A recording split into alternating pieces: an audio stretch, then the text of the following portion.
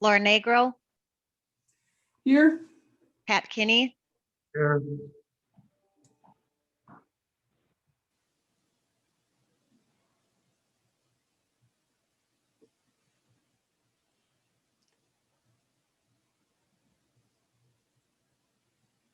What did you do? Lori is muted.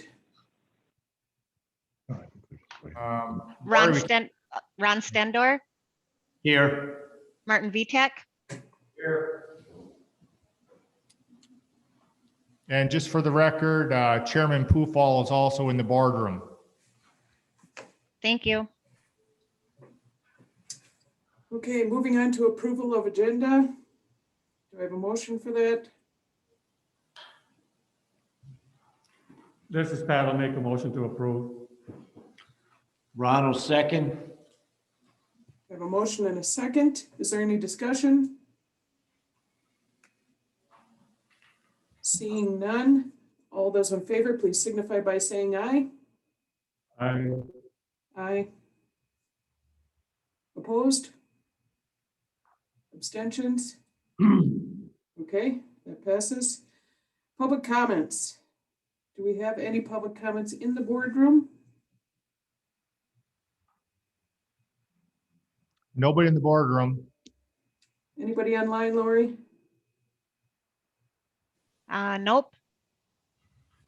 Okay, we can move on then. It says discussion of action items. Clark, did you have anything for that, or is that just the next section? That's our next session. Heather's trying to list them that way because there was a question raised at one point. We were making an action item, and the question is, did we list it as a possible action? So we're just listing everything we do as possible actions. Gotcha. That makes sense. Okay, next is approval of our Finance and Economic Development meetings minutes from May 11th, 2021. Did everyone have a chance to read those? Yep. Simply added to those minutes. I was. So I'll just start off. If Dick could go to a microphone. I was at the May 11th meeting and I'm not listed in the, as the attendance, so I'd like my name put on there for the May 11th meeting. Can do that. Okay. Is there any other changes, additions, subtractions, discussion? This is Pat. I'll make a motion to approve. Okay. Motion from Pat, second from Marty. Any more discussion? Seeing none, all those in favor, please signify by saying aye. Aye. Aye. Opposed? Abstentions? Okay, the minutes pass. Moving on to. Anything missed? I don't have my minutes here. Next is our review of fiscal consultants with update. Okay, as you're well aware, we started the first part of this month working with consulting firms of management partners and in turn subcontracting out to MWK, who are made up of Mike and Steve. And they basically have spent Tuesday and Wednesday here at the county going around with all the departments, analyzing, collecting information. We've done the surveys, as you heard from the county board. And before we, this is the scope of service that's in your packet. And so as we go through, we have the start of the project, which is where we're at right now, fiscal condition, cash flow, debt structure. We're working through interdepartmental internal controls, timeliness, fiscal processes, software, looking at different items within Springbrook, which we have available to us, which we can implement to help not only reporting standards, but also for internal controls and structuring.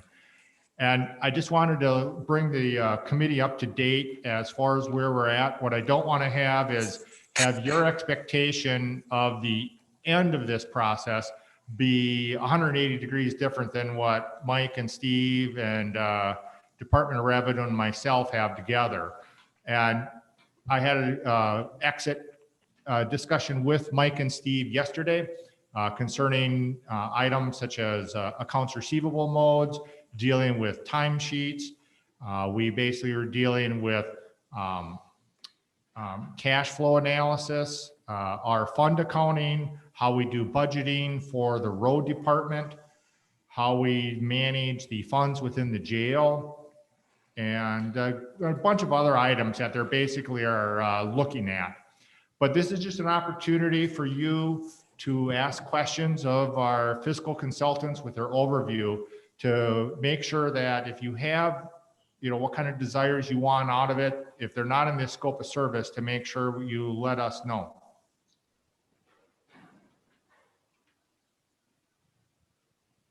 So anyone had anything for Mike and Steve, correct? Mike and Steve, yeah. Why don't you guys just kind of explain a little bit about what your last 2 days you were working on? Sure. Thanks, Clark. I'll just start here a little bit. Yeah, we came up actually Monday afternoon, met with Clark a little bit, and then spent Tuesday and Wednesday meeting with almost all the departments. I guess there were 2 or 3 that people weren't available that we didn't meet with, but we'd like to thank the county's cooperation. And actually, I'd just like to say all of the meetings with the departments were very positive, and they're all kind of excited. Maybe that's too strong a word, but they're looking forward to positive changes, more efficient possibilities that in financial record keeping and coordination, and we think we really appreciate the staff's cooperation, and everything went real well. And as Clark says, we certainly we are going to have a lot of suggestions and recommendations.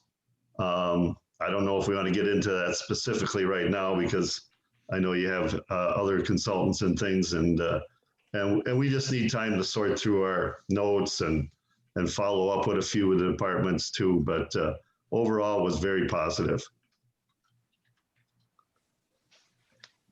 So. Are there any questions anybody has, about anything that maybe you think we did or should have done, or, just questions? Maybe just to add, we received 3 surveys back from county board members. So we didn't get maybe as much participation as we'd want, but certainly we consider those. They all had similar comments about no summary financial reports, budget status. I did provide Clark with a sample of what's being used at another county that may work for you to some degree. So. Yeah, I think some things that I would maybe share a little bit with regard to, you guys have a good financial package. Springbrook is something that I think can work very well for you. I think we believe it's underutilized in several areas. And while I say that, I would temper that by saying that, there is going to need to be a training kind of schedule set forth, or an implementation plan that, not all this can just be set off and happen overnight. So certainly, it's going to take some follow through to make sure that recommendations are taken 1, 2, 3. But I think there are many opportunities to help improve the county's cash flow. There are some issues out there that, we'll touch on in the report with, some tax parcels and things like that are causing some cash flow issues for the county. And, and then when we met with some departments, there were issues where, a lot of the state aids you earn are where you spend the money to either pay payroll, pay expenses, and then you bill the state and they reimburse you. So when there's delays in that regard, that just takes your cash for a longer period of time before it gets returned. There were instances of that, which I think can be improved and help your cash flow out. So without getting too far into the weeds, those are some of the higher level things that, you know, we did uncover, and there's certainly a lot more, but we can, you know, if there are questions, we'd be happy to respond. Thank you. Yeah, we just kind of wanted to just touch base. You know, guys can put a face to a name, and as we go through this process, I see, as they said, there's a number of improvements which we'll be looking for in the county, and I think some of these improvements might take, you know, 12 to 18 months to fully implement, because we're gonna have to go through this budget cycle and then maybe even to the next budget cycle, and there's a lot of different things we'll work on. Yeah, but we'll try to prioritize this list as you're transitioning to your next county manager, to make sure that we're carrying forth and there's no drops in this thing. So that was just it. We didn't want to get into too deep information on this. Just wanted to kind of do a general introduction. Okay. Anyone else had any questions? Okay, then we can move on to the health insurance consultant presentations. Thank you. Yeah, thank you. Thank you, guys. All right, so our first presentation is from M3. And so on the committee, are you with M3? All right, you here just. Why don't you stick your right on this seat right here and then pull that microphone up, and then I'll get this, no, over here, right here in the center. Oh, perfect. Yeah, that way we get a better camera shot of you. Super. And I can hear you. Okay, so is there anyone on here that's not with M3, that's with another company that needs to be put into the waiting room?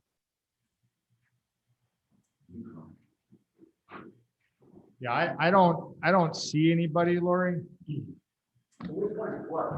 I'm Clark. Nice to meet you. I'm John. Does he have a microphone? We're just handing out materials right now. Actually, who is Lissa from Wisconsin? That's from It's Lissa Radke from UW Extension. Okay, thank you. All right, and then you also have Kristen online here too, right? Yep, I'm here. Okay, all right. There's also somebody on the phone. Is it 682-7000? That's the clerk's office. Okay, hi, clerk's office. Okay, go ahead and introduce yourself. Okay, we're moving on. We see some maps. Yeah, the rule for us is if you're vaccinated and you're in a closed room, you don't have to have masks. Perfect. Yep. And we probably prefer your speaking ability. Terrific. Super. Yeah, I have Moderna. Unfortunately, I had no illness afterwards, so that was a major positive. Should we just go ahead and jump in then, Clark? Yep. We're going to do that. First, I'd like to thank everyone for giving us this opportunity to present to you. We specialize in public sector business and have a number of accounts in the area, including the CSIT 12 Northern School District Trust, which is comprised of 12 local school districts. You could make sure you speak into the microphone when you talk. I know we have a tendency to turn away. I thought I was, so it's not on. Well, we don't have any speaker system within here, so it just goes through the computer up to Zoom, so it doesn't echo inside this room. But we have a 8th grade system we're going to upgrade, so it doesn't. You can't. Sounds better. Did she say she can't hear? Laura, You're a little muffled. you're gonna have to just get this Like this. Is that any better, Laura? That is perfect. Yep. Can I get your name, please? Absolutely. My name is John Preuss. I'm with M3 Insurance. Joining me virtually is Kristen Schmidt. Can you hear me now? That sounds good. Thank you. You're welcome.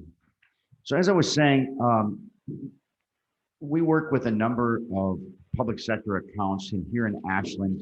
I get here every quarter. We work with the Northern School District Trust. We have 2,000 employees insured through that trust. It is self-funded. So what's terrific about the idea of you guys considering us is we're here all the time anyway. Schwamagon. If you ever need me past hours, I'm usually in room 113. I think Ashland is a beautiful place and appreciate the opportunity to present to you guys today. So what we're going to start with is a little bit of an overview regarding M3 Insurance. If you'll go to a couple slides in, slide 4.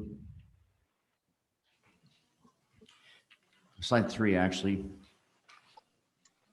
for you, Kristen. This one right here? So, yeah, it should look like this. Yep, and we have it on the screen here, so. Yep, excellent. So our organization started in 1968.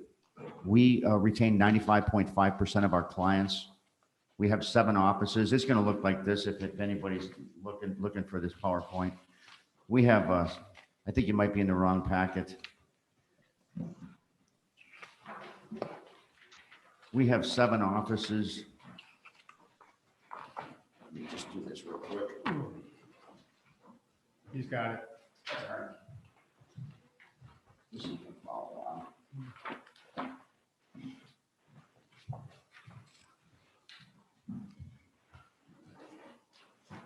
So we have 7 offices. I work out of our Wausau office, but as I mentioned, I'm here frequently in Ashland. Kristen, who's joining me, we're a team. She works out of our Eau Claire office. We are the largest privately held agency in the state, which means we have the resources you're looking for in terms of being able to do the underwriting that needs to be done. When we say underwriting, we mean sitting on your side of the table. As consultants, we sit with you and we negotiate with the insurance company, not the other way around. So it puts you in a position where you have the expertise having a full-time underwriter at your disposal, which we'll talk about. We have more than 300 employees. We're consistently ranked the top 50 broker in America. We have a client engagement score of 9.2, which is extremely high on a scale of 1 to 10. So when we survey our clients, they give us a 9.2. And if you're in the insurance business, as you know, that's very difficult to achieve. So we're very proud of it. A little bit more information as you start to get into the next slide. Kristen's going to talk about our after I go through this slide, a little bit more about what we think we can do as a team in working with you, because we don't work as an individual. Used to be you work with one broker, that one broker would come around for your renewal. It doesn't work that way anymore. You need a compliance attorney, you need underwriters, you need a team of people that are passionate about doing right by you. But you also need a team that specializes. Healthcare is one of your top costs. So we feel specialization is important. And if you look at this slide, you can see that we have different practice groups. Kristen and I work exclusively with employee benefits, primarily health insurance, but that includes health, dental, life, disability, 401k, 403b is offered by M3 Financial. So our benefits go all the way up until the investment piece of it. If you look at education and government, you can see that education and government is one practice group. That's the practice group where 80% of our business is. And because of that, I do think we're positioned extremely well to help the county. So Kristen's going to go through the M3 team. Any questions so far about who M3 is or where we're located?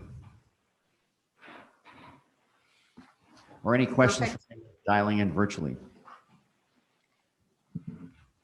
Super. Perfect. All right. Thanks, John. So this is just a capsule. It's a perfect slide to explain the team that would be working with Ashland County. So you can see on the far left side, it's John, myself, and then an account manager named Melissa Seifer. She and I work together on all of my accounts, and she's a great member to have on the team. She's kind of the person who does the day-to-day tactical stuff, and John and I then will do bigger problem solving and work with you guys strategically. Below that, you can see an executive contact, that's Rich. John and I both report directly to Rich. She's our Executive Vice President of Employee Benefit Sales. The next column is the start of our risk management team. So we have a full-time director of risk management who's done underwriting for the last 10 to 15 years between M3 and multiple carriers in different sections of the country. So he's got a really broad understanding. The second one is Brian Weber. He's an underwriting advisor. He also has a lot of experience, not only at M3 with all of our clients, but also with other carriers throughout the state of Wisconsin. Underneath that is Tyler Stentebeck. He is our wellness consultant. So Tyler is the person that we'll partner with internally and with you guys directly to build out that health and wellness plan. So he is very hands-on. He has a lot of resources, so we're not duplicating efforts.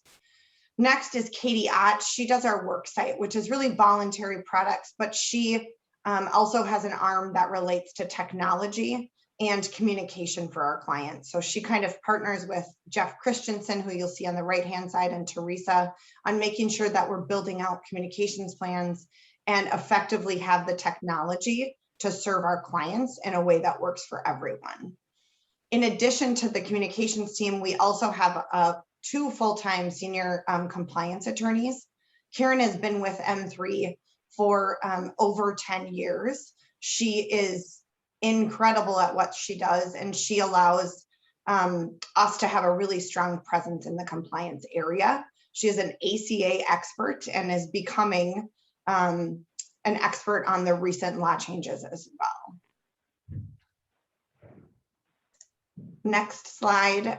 This really deep dives, if we can flip to slide 6, this really deep dives into our data and leveraging and how we help you guys make decisions. So internally, we have an underwriting team, as John mentioned. So we're going to sit with you at the table and the carrier, and we're going to work with you guys to make sure that you guys are getting the best you can from a pricing standpoint and a partnership standpoint. So we do that in multiple ways with our underwriting team.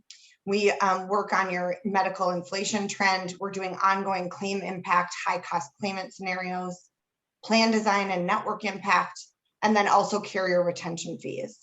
We also do a lot of plan modeling and a lot of forecasting for your plans. So if we're looking to make changes, if your team is looking to make changes for an upcoming renewal, we can actually model those out because you're self-funded, and we can run a bunch of scenarios to make sure that you guys are seeing what you want to see and looking at what those changes would look like for not only the county, but your employees. In addition to that, we also have some reporting that we do on a monthly basis called a health plan performance monitor. So that's something that you'll get every single month from our team. That's a snapshot of your plan and where you're at. So we can make sure that we're looking at that in a timely manner. We also do forecasting, which goes along with the plan modeling for your future renewals. Any questions on that?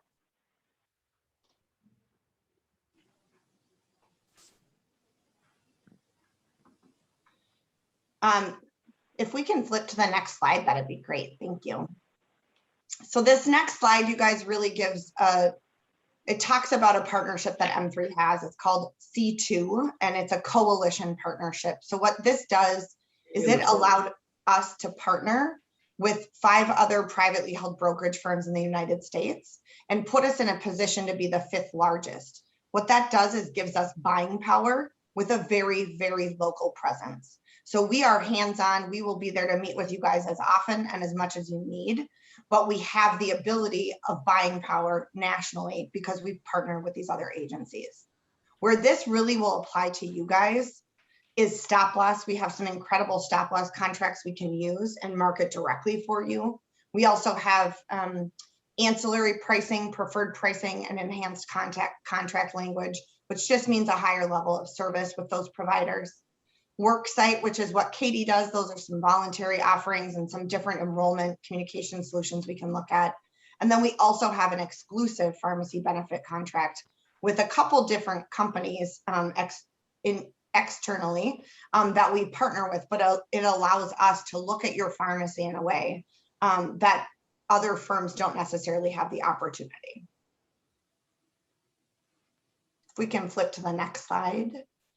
So one of the things you guys specifically asked about was pharmacy benefit management. So what we do in this process is we would request your pharmacy claims from your current TPA, and we would send those out to Confidio, which is a pharmacy consultant that M3 and the C2 partnership has created a relationship with.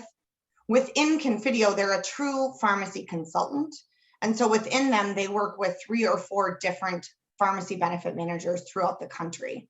So what they can do for us is take your claims, they will reprice them, and they will come back to us with a snapshot of potential savings for future years. So if we can flip to the next slide that actually talks about, this is a snapshot of the savings and pro forma that we can show your team at Ashland County to make a determination if your current pharmacy contract is the best it can be, or if a potential move to another pharmacy benefit manager would be advantageous.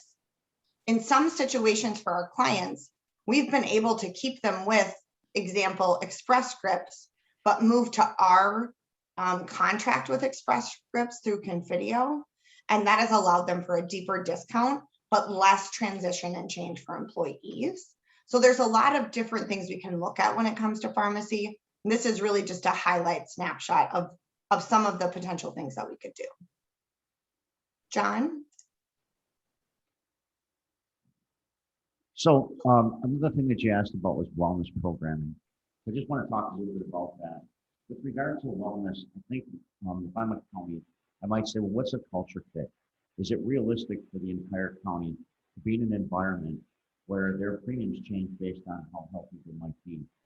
And in some ways, the answer might actually be no. We know that wellness has to be a culture fit. Population health, however, is a different story.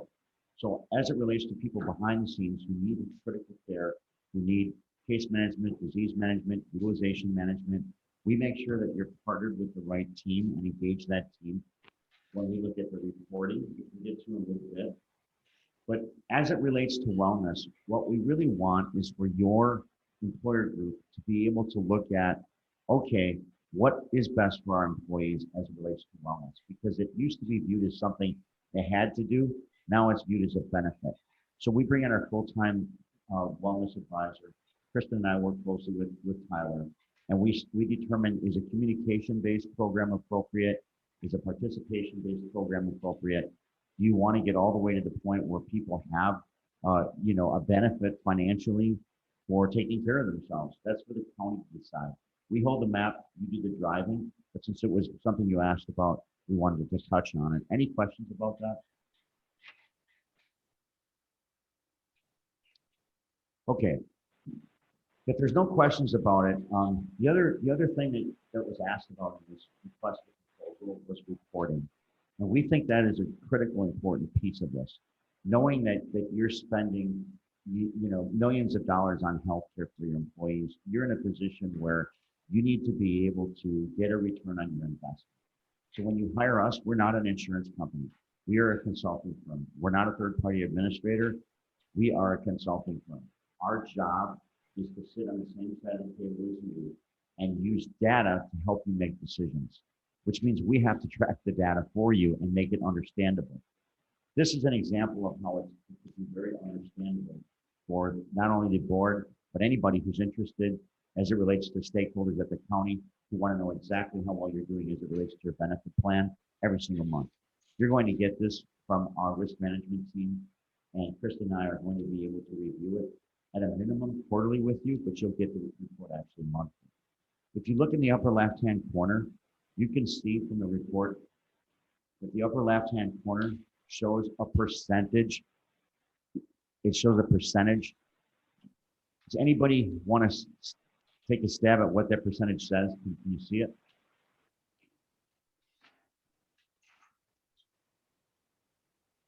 Upper left-hand corner. 88.1. That's it. Yep, exactly. Thank you. 88.1, 88.1%. So what does that mean?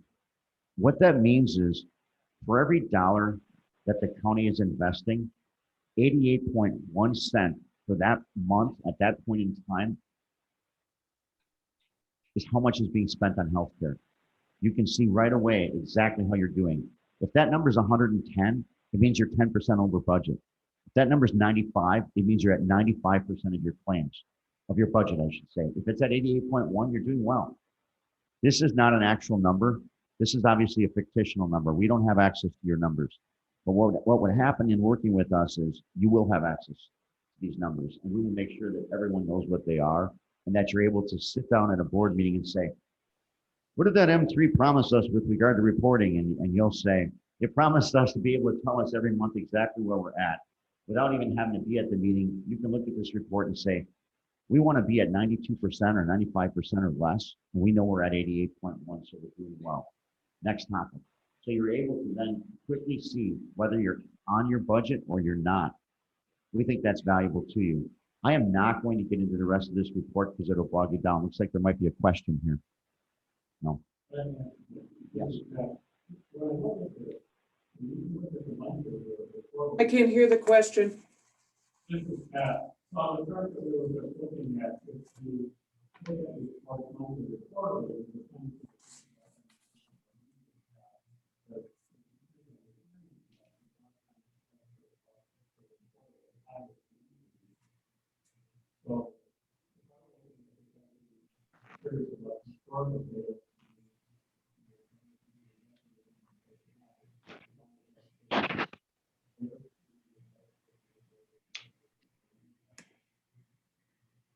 We agree with you completely. If you look down at the graph below, you can see that it goes back 12 months. And what we also do is continue to provide you with this report over a period of years. So at any time that you want to look at the prior year, the prior month, the prior 6 months, the prior 12 months, the prior 24 months, you can, because what you're saying is absolutely true. A short snapshot in time is not adequate. But if you start to stray off of plan and it starts to happen consistently, there are interventions that can be done and conversations that should occur with regard to the budget and with regard to how you're doing with healthcare. Does that answer the question okay, Pat? Can you, as there's questions from people inside the boardroom, can you repeat those? Because I didn't hear anything that Pat said online, so. Can't hear you.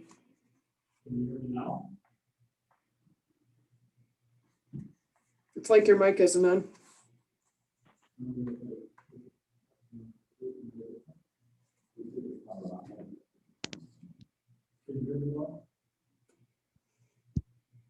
I can hear something. I can't hear what you're saying though.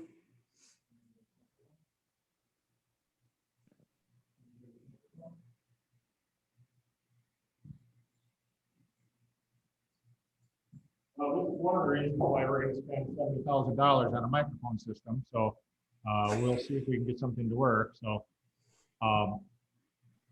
Laura, can you hear this microphone? Yes, thank you. Okay. So on the bottom of the page that we were looking at, that horizontal line there, when we see a graph, that line would be located based on actual data, or along the best fit based on historical trends. Correct. Yes. Okay. Thank you. Thank you, Pat and John. Yes. Pat, one of the other things, and I don't know if John said this and I couldn't hear him, but one of the other things that we'll do if we were to have the honor of winning your business is our team will go back and do this history for you. So it won't just be moving forward with M3. We'll dig in to your past 2 or 3 years and make sure that these forms are up to date and accurate for all of you. Thank you. So if you look at the next report is called a forecast report. It looks like this. It's a couple of pages in. Keep going, Kristen.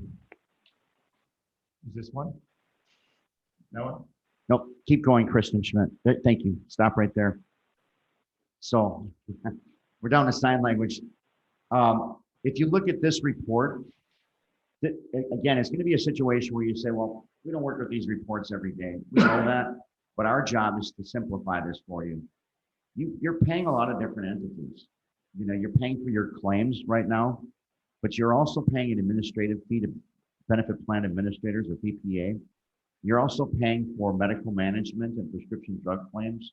What this report does is this puts us in a position every year where we tell you what we think your forecast should be for your budget for the future 12 months. So we're able to pull out a report that says, based on historical data, to Pat's point, we look at 2 years of claims history. You'll see a spot on this report where it says experience period. We look at the most recent 12-month period and the prior 12-month period. We then look at medical inflation. We add your fixed costs from BPA, and we project out what we think your renewal will be next year. That way you're able to budget for the next year's renewal, and we're able to say, what about those plan changes? M3 promised you an underwriter, someone that would help you when you want to make plan changes, and that person will then change the budget based on changes that you make. So you're able to project out any future changes. Any questions about that? This is Pat. I guess I'll ask you this question now. You have an actuary on staff. We do, yes. And so from your perspective, what advantage does a firm with an actuary on staff have versus a firm that does not have an actuary on staff? From our perspective, the advantages are that you're able to more accurately project future numbers and pinpoint current challenges related to whether or not you're on budget or not. And you're also able to analyze trends. So when you get into a situation where someone says, we want to determine what we think the renewal will be 2 years from now, based on how we're trending and what the trend factors are that are being used. Having a full-time actuary not only increases the confidence that what the work that we're doing is accurate, but it also improves your ability to project out different changes in your plan design. So on your risk management team, you have an underwriting advisor, and that person would work with the actuary Correct. with our data? Correct. And what you could do, Kristen, if you can hear me, can you hear me, Kristen? I can. What you could do, which would be wonderful, is pull up our actuary's name. She works Yeah, with, it's Cullen. I don't have charge of the PowerPoint, John. Lori is doing that. no. So- I didn't need you to pull it up on the PowerPoint. I just wanted you to grab his name because it escaped me and we didn't have him listed in the PowerPoint. And we probably should. He's on the one data slide, John. So Yeah, his he- name is Cullen. And the other thing to note, you guys, is that Brian Weber, who's our current underwriting advisor, is actually in the process of finishing his degree in actuary as well, or his actuary testing. So soon we're going to have 2 actuaries on staff. Hey, John, I know one of the questions that Ashland County had that we answered in the information we sent over this week was about making sure that their funding levels were appropriate and that they weren't underfunded and how to change that. Do you want to touch base on that for them for a minute? Sure. So this forecast is exactly how we do that. Should you decide to hire us, what we're going to do is dump your data into this report. This report's going to tell us whether you're overfunded or underfunded, because we're going to be looking at your claims data to make that determination. If you wanted me to, I could walk you through each aspect of it, but given the time constraints, I'm not sure you want me to do that. So I'll try to be brief. As I mentioned earlier, if you look at the upper left-hand piece of this, where it says under Roman numeral number 2, historical claims experience, paid medical claims, the paid medical claims example here was used at $1,591,552. The prior period was $1,529,169. We then added the prescription drug claims into this, and we took out the claims that were paid by the stop loss carrier. We then take the 2 years of claimed experience and we trend them forward using medical inflation. We use 70% of the most recent year, 30% of the prior year. We add the fixed cost to this, and it determines exactly where your rates should be. And you can see in the upper right-hand part of this what those funding rates are. And for this particular employer group, they are underfunded, in our opinion, for the future year by 7.36%. So we're recommending that they increase their funding rate by 7.36%. What you might find is, you might find a scenario where you're overfunded, and believe it or not, that does happen. Or you may only need a 3% increase, but because you're relying just on the TPA, you went with the average trend increase of 7% or whatever the case may be. This helps you be more precise with that process. Any additional questions about that? So we're trying to be respectful of your time. We're beginning to wrap up. I'm going to go ahead and turn over the next 2 slides to you, Christian, which are the influencing risk slide, and then sort of open discussion next steps. Perfect. Thanks, John. So you guys, this slide really just recaps multiple pieces that you had asked us about. So it talks really about making sure that we're building in a wellness program, right? That cost containment, making sure that we're identifying what risk is in your population. From a cost containment perspective, it would be making sure that we're looking at pricing transparency with providers that are in the Ashland area or where your employees use them, making sure we're looking at your pharmacy benefit comparisons and making sure you have the best contract possible. In addition to cost containment is really stop loss. That's one of the pieces that we as an agency like to market direct on our own. There are times when the TPA is necessary to also market that stop loss, but we really prefer to keep that in-house as well because it allows us to be more transparent with you and understand those costs. So we look at cost containment, we look at risk identification, right? How are we identifying where your employees are at in their health journey? Some of them may be in a very different place than others, and we want to make sure that we're collecting that information so that we can really reduce overall risk for Ashland County. So we kind of pull it all together in a population health type situation where we're able to contain costs from the employer perspective and the plan perspective. We also then identify risks to make sure we're working with employees appropriately. And then together we can reduce overall risk for Ashland County. This is Clark Schroeder, County Administrator for the organization here. I had a question on the, you had mentioned that the stop loss negotiation, sometimes it is advantage for a TPA to be part of the negotiation standpoint. Why would that be? What advantage would a TPA have over you for negotiating stop loss? Yep. So Clark, sometimes it depends on the contracts that are available. So some TPAs may have a very large book of business with a stop loss provider that allows them more leeway and more flexibility. In most situations, we also have that flexibility, which puts us in a situation and our clients in a situation to be able to put those efforts together and compete well to get you the most competitive and best stop loss available. Through our C2 coalition partnership, we do have 2 exclusive stop loss contracts that no one else has access to other than C2 firms across the United States. Does that help explain that, Clark? Yeah, that does. Yeah, it kind of gives good information on that. The second question on stop loss, is there commissions that are had with stop loss purchases? If you purchase it versus a TPA purchases, is there a difference, and is there a commission that is flowed through at a different rate? Yep. So that's a great question, Clark. And this can be different in every client situation. My preference when working with a group on their self-funded health plan is to carve out commission and really do it as a base fee, because in those situations, like a consulting fee, in those situations, you guys are going to pay us to consult on your health plan, and we are not going to get an increase in our fees when you have a bad stop loss year. So that's my personal preference in commission on stop loss.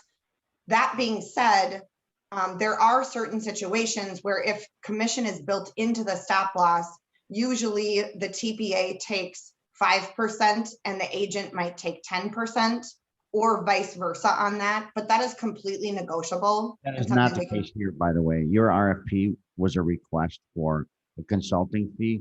So we can guarantee you that there will be no commissions in any of the stop loss proposals that are provided to you. Yep. And I just want to make sure that if we end up with a stop loss negotiation through a TPA, that we don't end up with the TPA hiding a commission within the TPA management fee. If the TPA were BPA, for example, and they're keeping 5%, you're going to know about it. But more importantly, you're probably not going to use their stop loss. You're going to use ours, because with that kind of compensation, our stop loss is probably going to be lower. We're paid by you on a consulting fee basis. We're not going to be having any commissions built in to the stop loss for the TPA or us. And if the TPA is relying on that as a part of their compensation and you're not currently aware, you will be aware of that once you hire us. We're going to make sure there's full disclosure, and a preference would be not to work that way. And I'm assuming on RX, on on RX management, any rebates would be, a flow through. And I understand, I understand everybody works for money and everybody has to make money. Yep. We just want to know where the money goes and where it comes from. And the RX right now are being retained, and it decreases the TPA management fee. But yeah, so if you increase your TPA management fee, I'd be more comfortable with that than in turn having a non-transparent RX rebate system. Yeah, Clark, I'm going to be honest with you. One of the things that John and I really pride ourselves on is being truly transparent. You are going to understand exactly where the dollars are. We would put in a pharmacy benefit contract if it had rebates that would flow those rebates back to you. Depending on the TPA that might come off your final invoice from them, or you may actually receive a check that you can just put into your fund where you feel appropriate. Fair enough. Thank you. Yeah. Any other questions? If we can, flip to the last slide. Thank you, Lori. So we really appreciate your time. We are more than happy to answer any questions you have. As you guys process through this morning, if other questions come up, Clark and Lori, don't be afraid to reach out to John or I via cell phone. I think we're both going to be available for the next couple hours and would be happy to answer any additional questions. This is Pat. I have a question on the pharmacy, and in the response that you sent us a week or two ago, you said that pharmacy benefit management is a specialty of yours. What do you do that rises to the level of saying that that's a specialty for you that you do that another firm perhaps might not do? Yeah. John, do you want to take that one? Sure. One of the things we mentioned earlier, Pat, and it's a great question, by the way, is this slide right here. This slide is what separates us from the other brokerage firms. It's actually our C2 slide. What is C2? M3 has invested significant amounts of money as an organization, as a consulting firm, in something called C2, which is a limited liability company. That company was set up for one reason. We wanted to partner with 5 other significantly sized agencies throughout the country so that we could get exclusive pharmacy benefit management programs at a lower cost. So what is a PBM? A pharmacy benefit manager is what a PBM is. These PBMs are big companies. CVS Caremark is one of them. Many people have heard of CVS. Another one is, say, Optum. Another one is Express Scripts. These huge organizations give us better discounts than our competition, more transparency, and a lower fee as it relates to processing claims as a result of the fact that we bring over 1 million members to these pharmacy benefit managers that our competition doesn't bring because they're not part of C2. C2 was created solely for that purpose. Does that help answer the question, Pat? It does, but it raises another one now. I'm going back to Clark's question a bit ago, and you responded in part by saying if there was savings on pharmacy costs, that would flow back to the county. So if you've invested in these firms, you have a pretty good handle, I assume, on what the prescription costs would be if we were to hire you. Would you anticipate there be much on savings on prescription costs flowing back to the county, given how you're set up? Typically, yes, significant.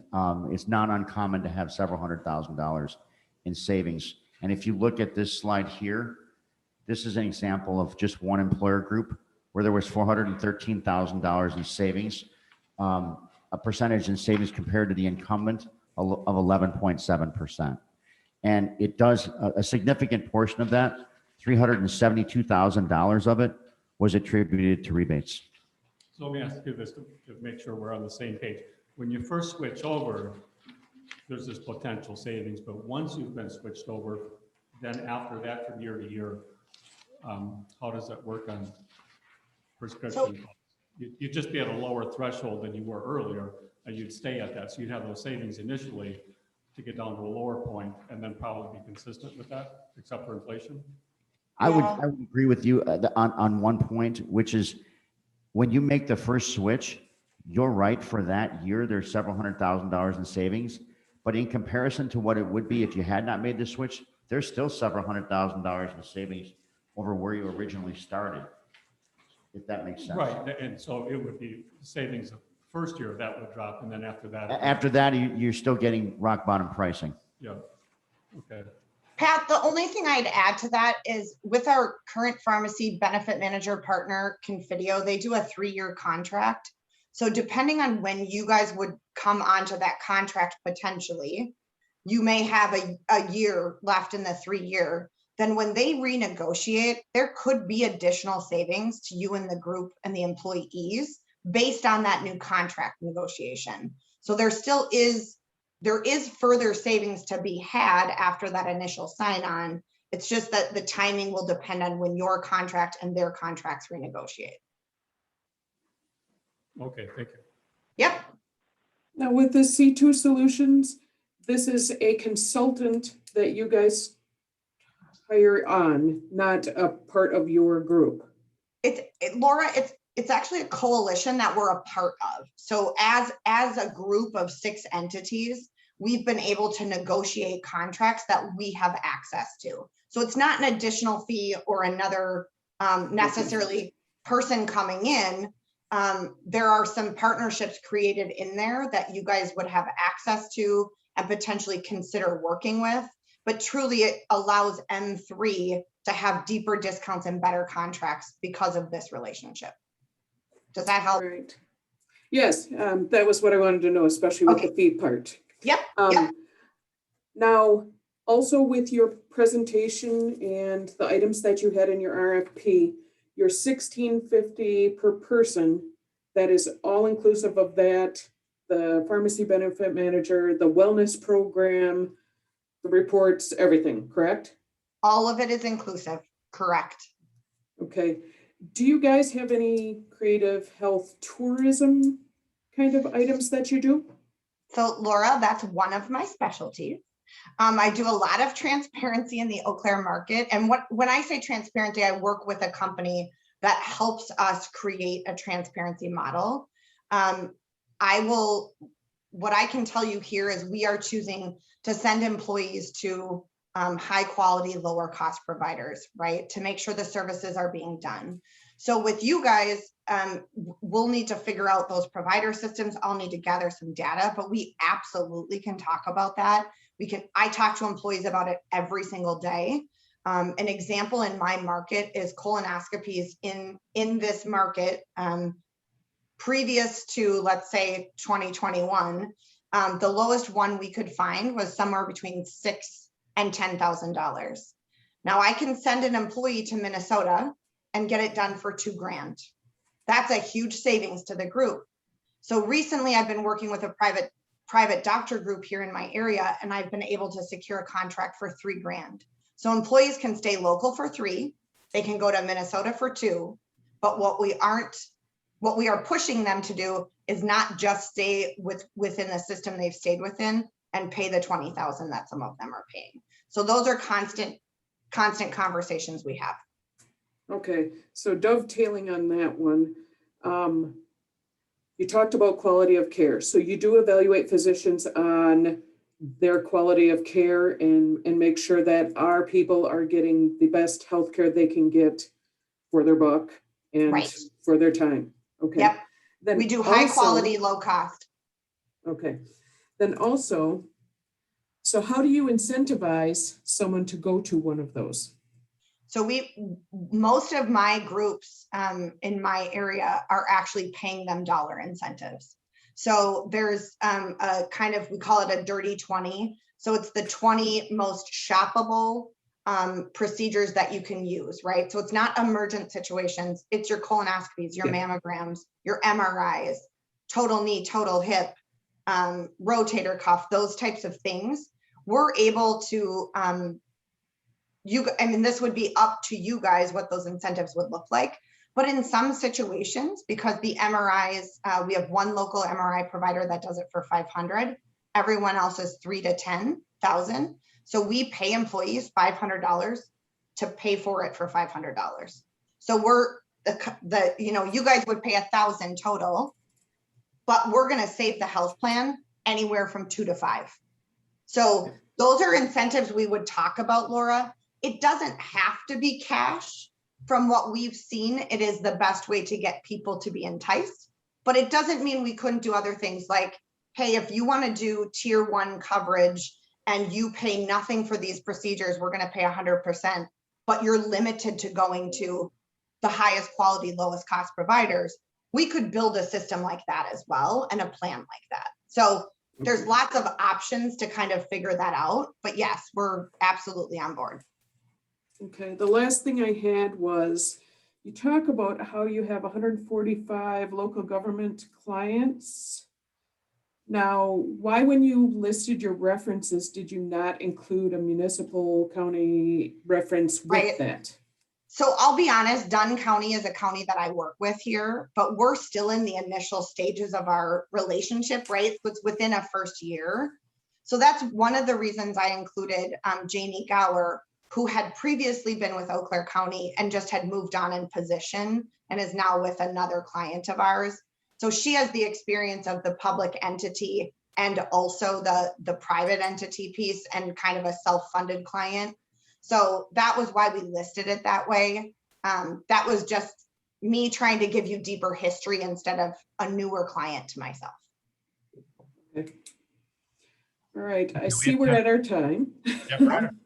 So, I think we're gonna close up this discussion, and we appreciate your coming in and answering questions. If we have any more, we'll reach back out. Okay, thank you so much, you guys. I appreciate the time. Thanks, everyone. Thank you. Thank you, guys.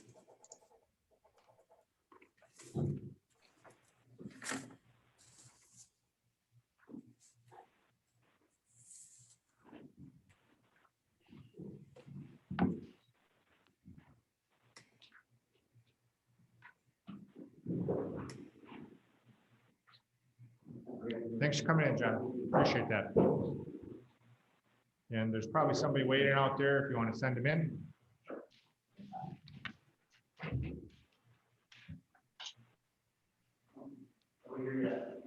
No one here yet.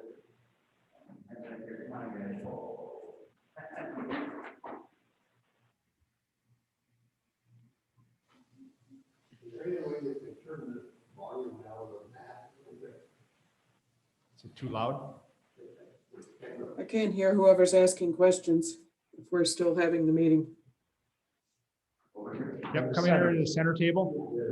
Yep. Morning. Yep, yep. And if you need a microphone, you might have to go over to this one. Yeah. Laura, can you hear this microphone? Try again. Testing, 1, 2, 3. Sounds beautiful. So this will be the second microphone there. So one of you will stand there and then you want to go over there. Yeah, these are very high system. We're going to be using the federal money to buy a new system here. You were telling me that. Yeah, this is all we have. Do you want the hard copy? Yeah, take out the hard copies here. And then I'll take one extra and Russ 6. Yeah. Good morning. Good morning.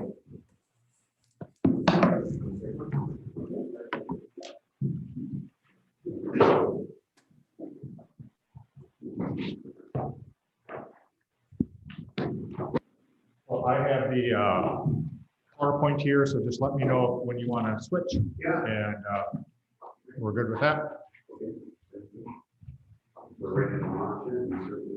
Yep, and you have to be like very, very close to the microphones. Like I said, this is a 8th grade system. And so go ahead and introduce yourselves. Okay. Good morning. My name is Bob St. Arnold. I work with Marsh and McLennan Agency. I work out of our Duluth, Minnesota office. And with me today. Yeah, I'm Andrew Burt. I'm out of the Minneapolis office and I work closely with Bob. I've been with Marsh and McLennan Agency about a year now. And I've been doing this work in northern Wisconsin. This is my 33rd year in the business. So been doing a lot of work, primarily in the Duluth Superior Marketplace, Ashland County, Bayfield County, throughout the UP, but I also have a lot of governmental entities that I work with throughout Wisconsin and Minnesota. So thank you for giving us a little bit of time this morning to tell you about Marsh, who we are and what we do with our consulting platform. So if you could move to the next slide, Clark. We want to present our firm as a strategic partner. We're going to spend 20 minutes talking about us and then obviously field any questions that you have. Next slide. Marsh, we are a large organization, 70,000 employees. We do business in 130 countries. It's a $17 billion company. Vast resources. But what I don't want you to walk away from or think about is that we're not some big autocratic organization. I became part of this organization because they give our folks at the local level a tremendous amount of autonomy to do what's right for our clients in northern Wisconsin. So that's what attracted me to the organization. I've been with this firm for 17 years now. Great mid-market solution, aggressive pricing, a top-tier broker and consultant. But having that ability to connect with my colleagues across the world, it allows us to bring world-class resources, but to deliver them at the local level. So we kind of get the best of both worlds. We've got a center of excellence that helps our clients with everything from compliance to data analytics to stop loss insurance placement. So tremendous amount of resources that we get to deliver to our northern Wisconsin and northern Minnesota customers. Next slide. Our footprint, just briefly, locally, we have an office in Duluth that I lead with 50 employees in Duluth. We have an office in Hayward, in Spooner, in Hibbing, and in Virginia. So those 70 locations represent just the middle market that Marsh & McLennan Agency works with. Next slide, Claire. Our marketplace leverage, when you're picking a broker or a consultant, some of the things that I've kind of expressed to Clark when you were kind of, when I was giving him some ideas about different things to think about when you pick the consultant, you have to have significant leverage with the carriers in order to create good outcomes. So I wanted to give you a sense of how much premium we're placing with our top 20 or 25 carriers. Some of them that I've listed here are top ones. When, for example, $250 million of premium with Health Partners, $136 million of premium with Medica. Those are going to be viable carriers that you're going to want to get proposals from. And we get very, very good, what I would say, preferred treatment with those markets because of that volume that we're placing with these carriers. The next slide shows your current TPA that you have right now, benefit plan administrators. We do about $19 million of premium that's placed through BPA. We have a very good relationship with benefit plan administrators. I know that they have a long track record here. And one of the things that I tried to convey in my answers back to your questions, I don't think we should throw the baby out with the bathwater. I think they need to be looked at as a viable go forward potential partner. But I think what we are going to be able to validate with some of the resources that we have, for example, our own actuary that we have, we're going to be able to validate, were those past 3 renewal offers reasonable, okay? Is the projection of what your go forward claim spend is going to be? It's nice to have an independent actuary that's going to actually be able to validate what the TPA is telling you, and at times have some spirited pushback. If we don't agree with that claim projection, I'm not just going out and having, and being belligerent with the market. I'm going back to the market with a fact-based argument about why we think we can do better. But having this marketplace leverage is a big deal in order to be able to move the needle on cost for Ashland County. Okay, next slide. One of the things, I've learned, you're underfunded on your health plan right now.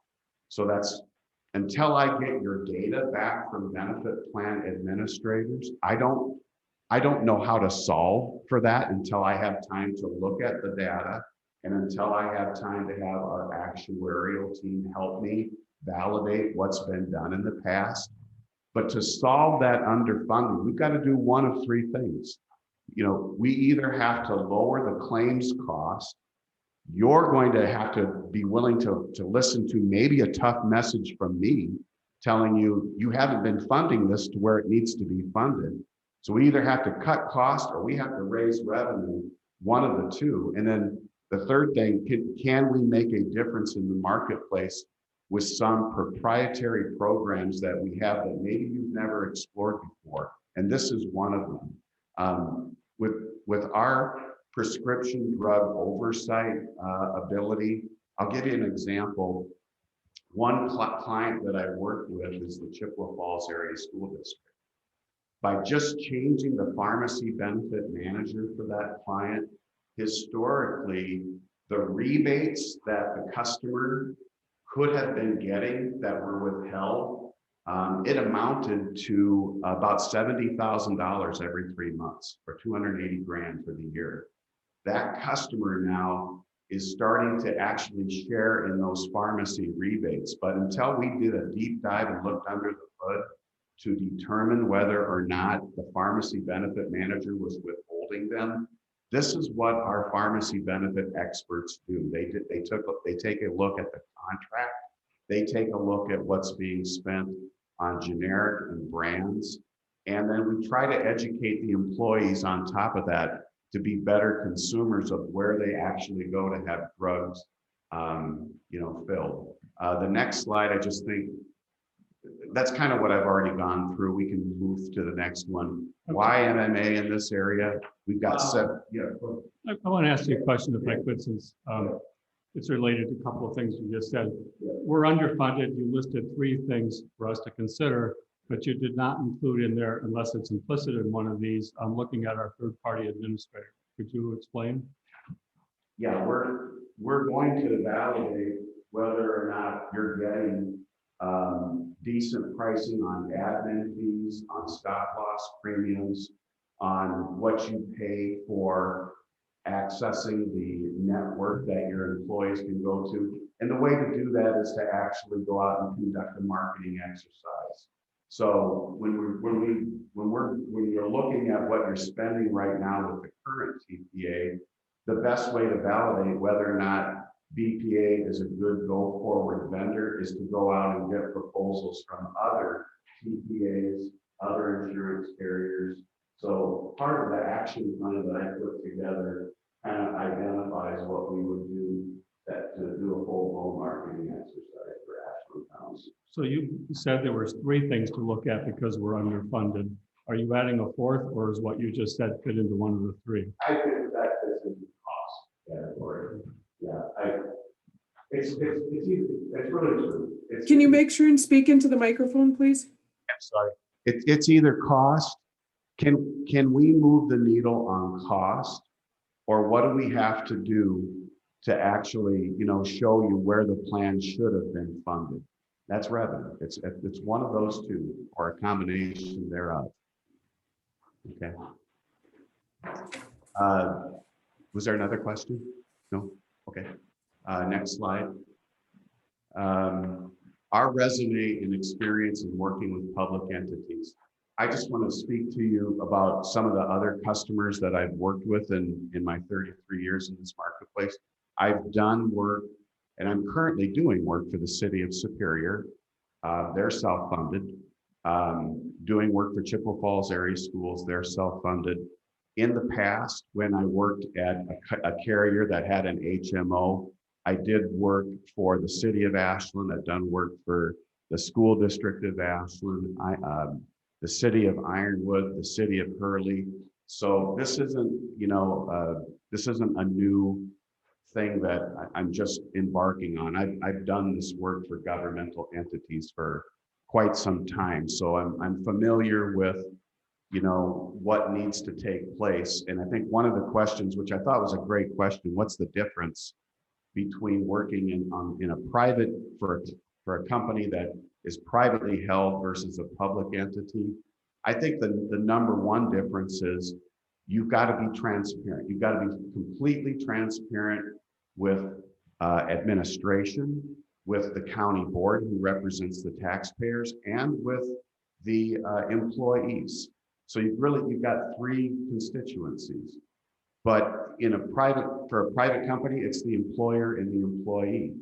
So things can kind of, in a government, just by the very nature of working with a governmental entity, you've got many different constituencies there. The decision-making can be slowed down, but the number one thing is transparency and staying on task. If we've got an action plan that we mutually agree to, we have to stay on task. So when I get to the action plan slide, I'll kind of show you what we need to do from June through January each month in order to make sure that we're going to create a good outcome for Ashland County. The key is making sure that we hold one another accountable and that we stay on task. Stop loss management. Next slide.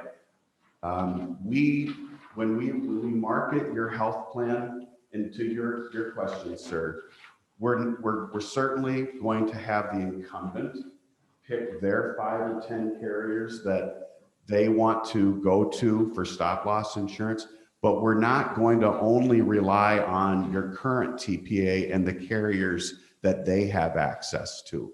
At Marsh & McLennan Agency, we have our own stop loss center of excellence, where we've got 8 to 10 proprietary relationships with national stop loss carriers that we're going to go to, where we can do benchmarking, deductible modeling, claims assistance. So we'll have the current TPA identify their markets. We're going to go to ours, but then you've got carriers like Medica, Health Partners, Preferred One, Anthem, Security Health Plan. They've got their own stop loss paper. So it's kind of like a three-pronged approach. Let the TPA, the current vendor, take their crack at the marketplace.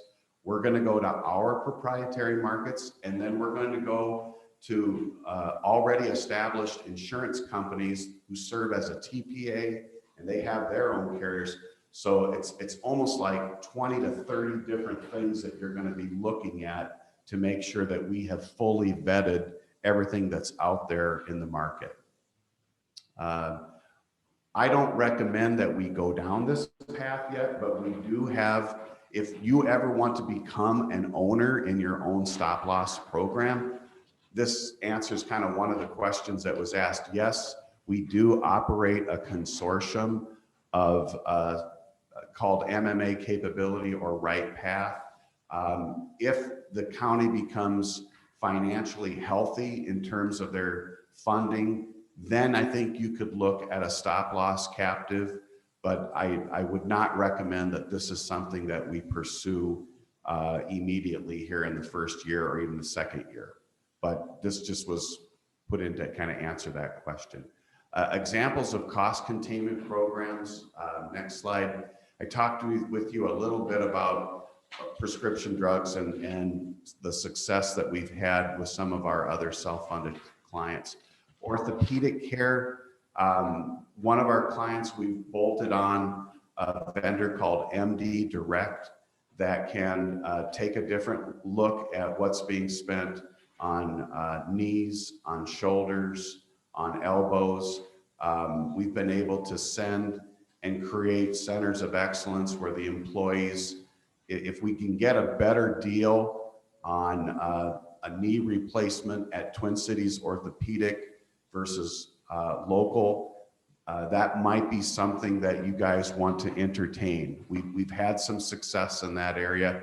One client, by bolting that on and putting that on top of their plan, we're projecting about a $600,000 savings in their orthopedic spend. It's been wildly successful. But when we do those things, we like to first work with the local orthopedic community. Anytime we can get the care done locally at a good price, that's a win-win for everyone. But if we're not able to accomplish that, we've got some already established relationships with centers of excellence throughout Wisconsin and Minnesota. The travel benefit, diabetic care, courage to quit cessation. Some of these are things that our health management consultant could implement if you want someone to actually run your health and well-being program here at Ashland County. Our health management person, you're not going to get a whole lot out of just a canned wellness program. We take the approach that we really want to offer targeted programs based on your claim activity. If you're having issues with 140 people and there are 10 or 15 people who are not compliant with insulin or dietary things that are needed on a diabetic program, those are things that our health management team can focus on to try to drive cost in the right direction. But it's not a one size fits all. It's coming in and actually learning what's going to be impactful and what will make a difference in cost for Ashland County. Next slide. Go ahead, Andrew. Yeah, just to touch on our consulting platform, as Bob mentioned, we have actuaries and underwriters in-house, which gives you a unique tool and insights to what your plan is currently doing. So we're able to bring that unbiased opinion based off what the carriers are projecting. And like you said, go back and have a conversation with them, making sure we're getting a fair representation in the market. And ultimately, it just leads to more control of your benefits plan.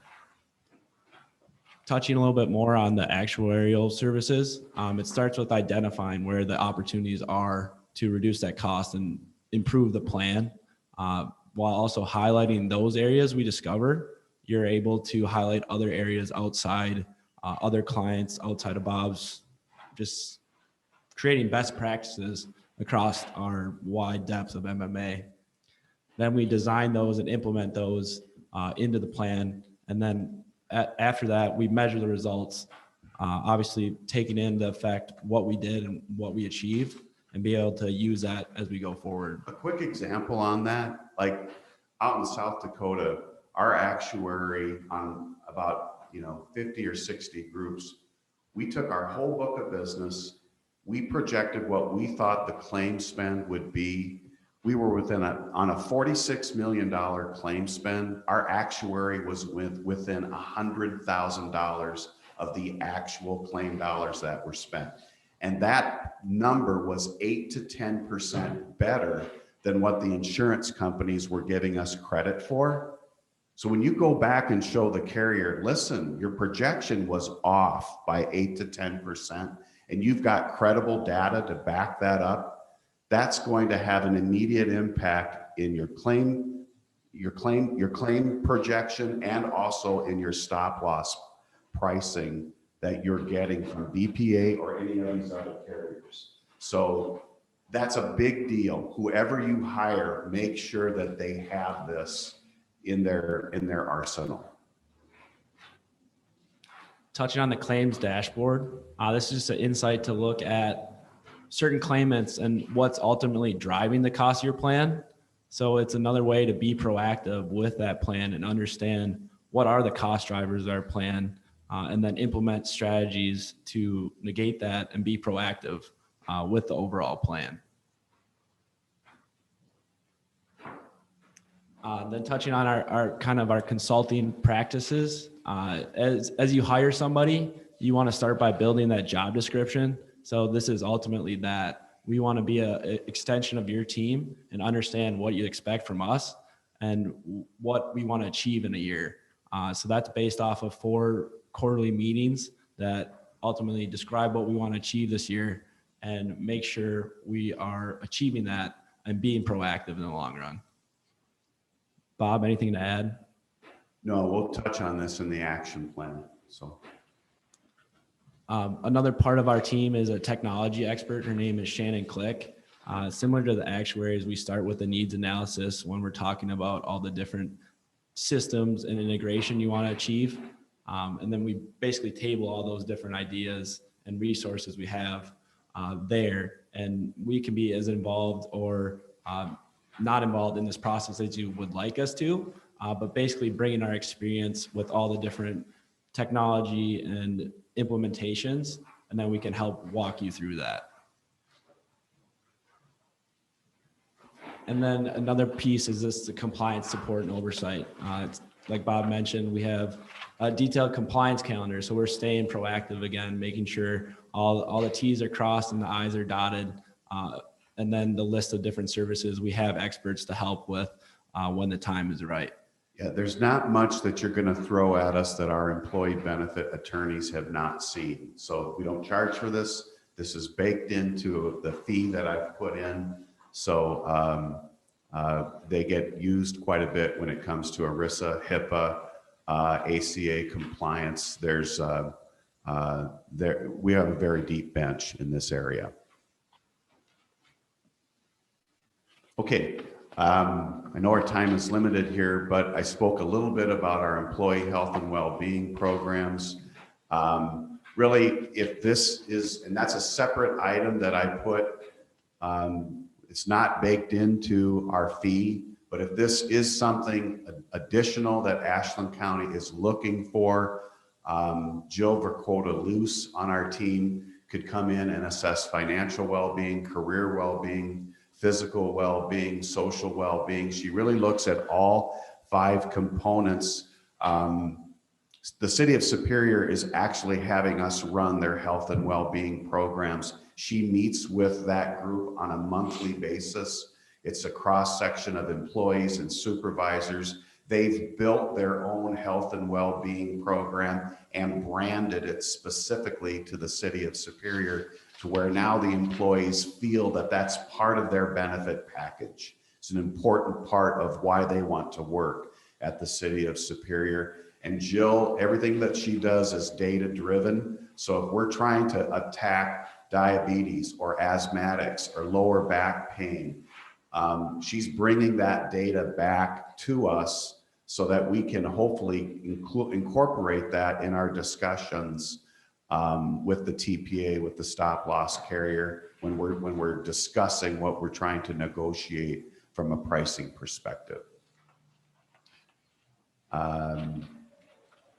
Pretty much covered everything here on that one, if we could skip that slide. So because our time is limited, I want to make sure you know that the specific action plan that Andrew and myself and all of our colleagues at Marsh are going to deliver.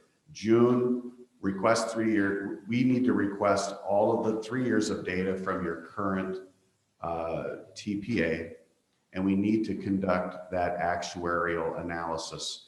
That data would be your historical claims data, the plan designs that you've had, 3 years of the past renewal offers, the network access fees and medical management fees and stop loss premiums.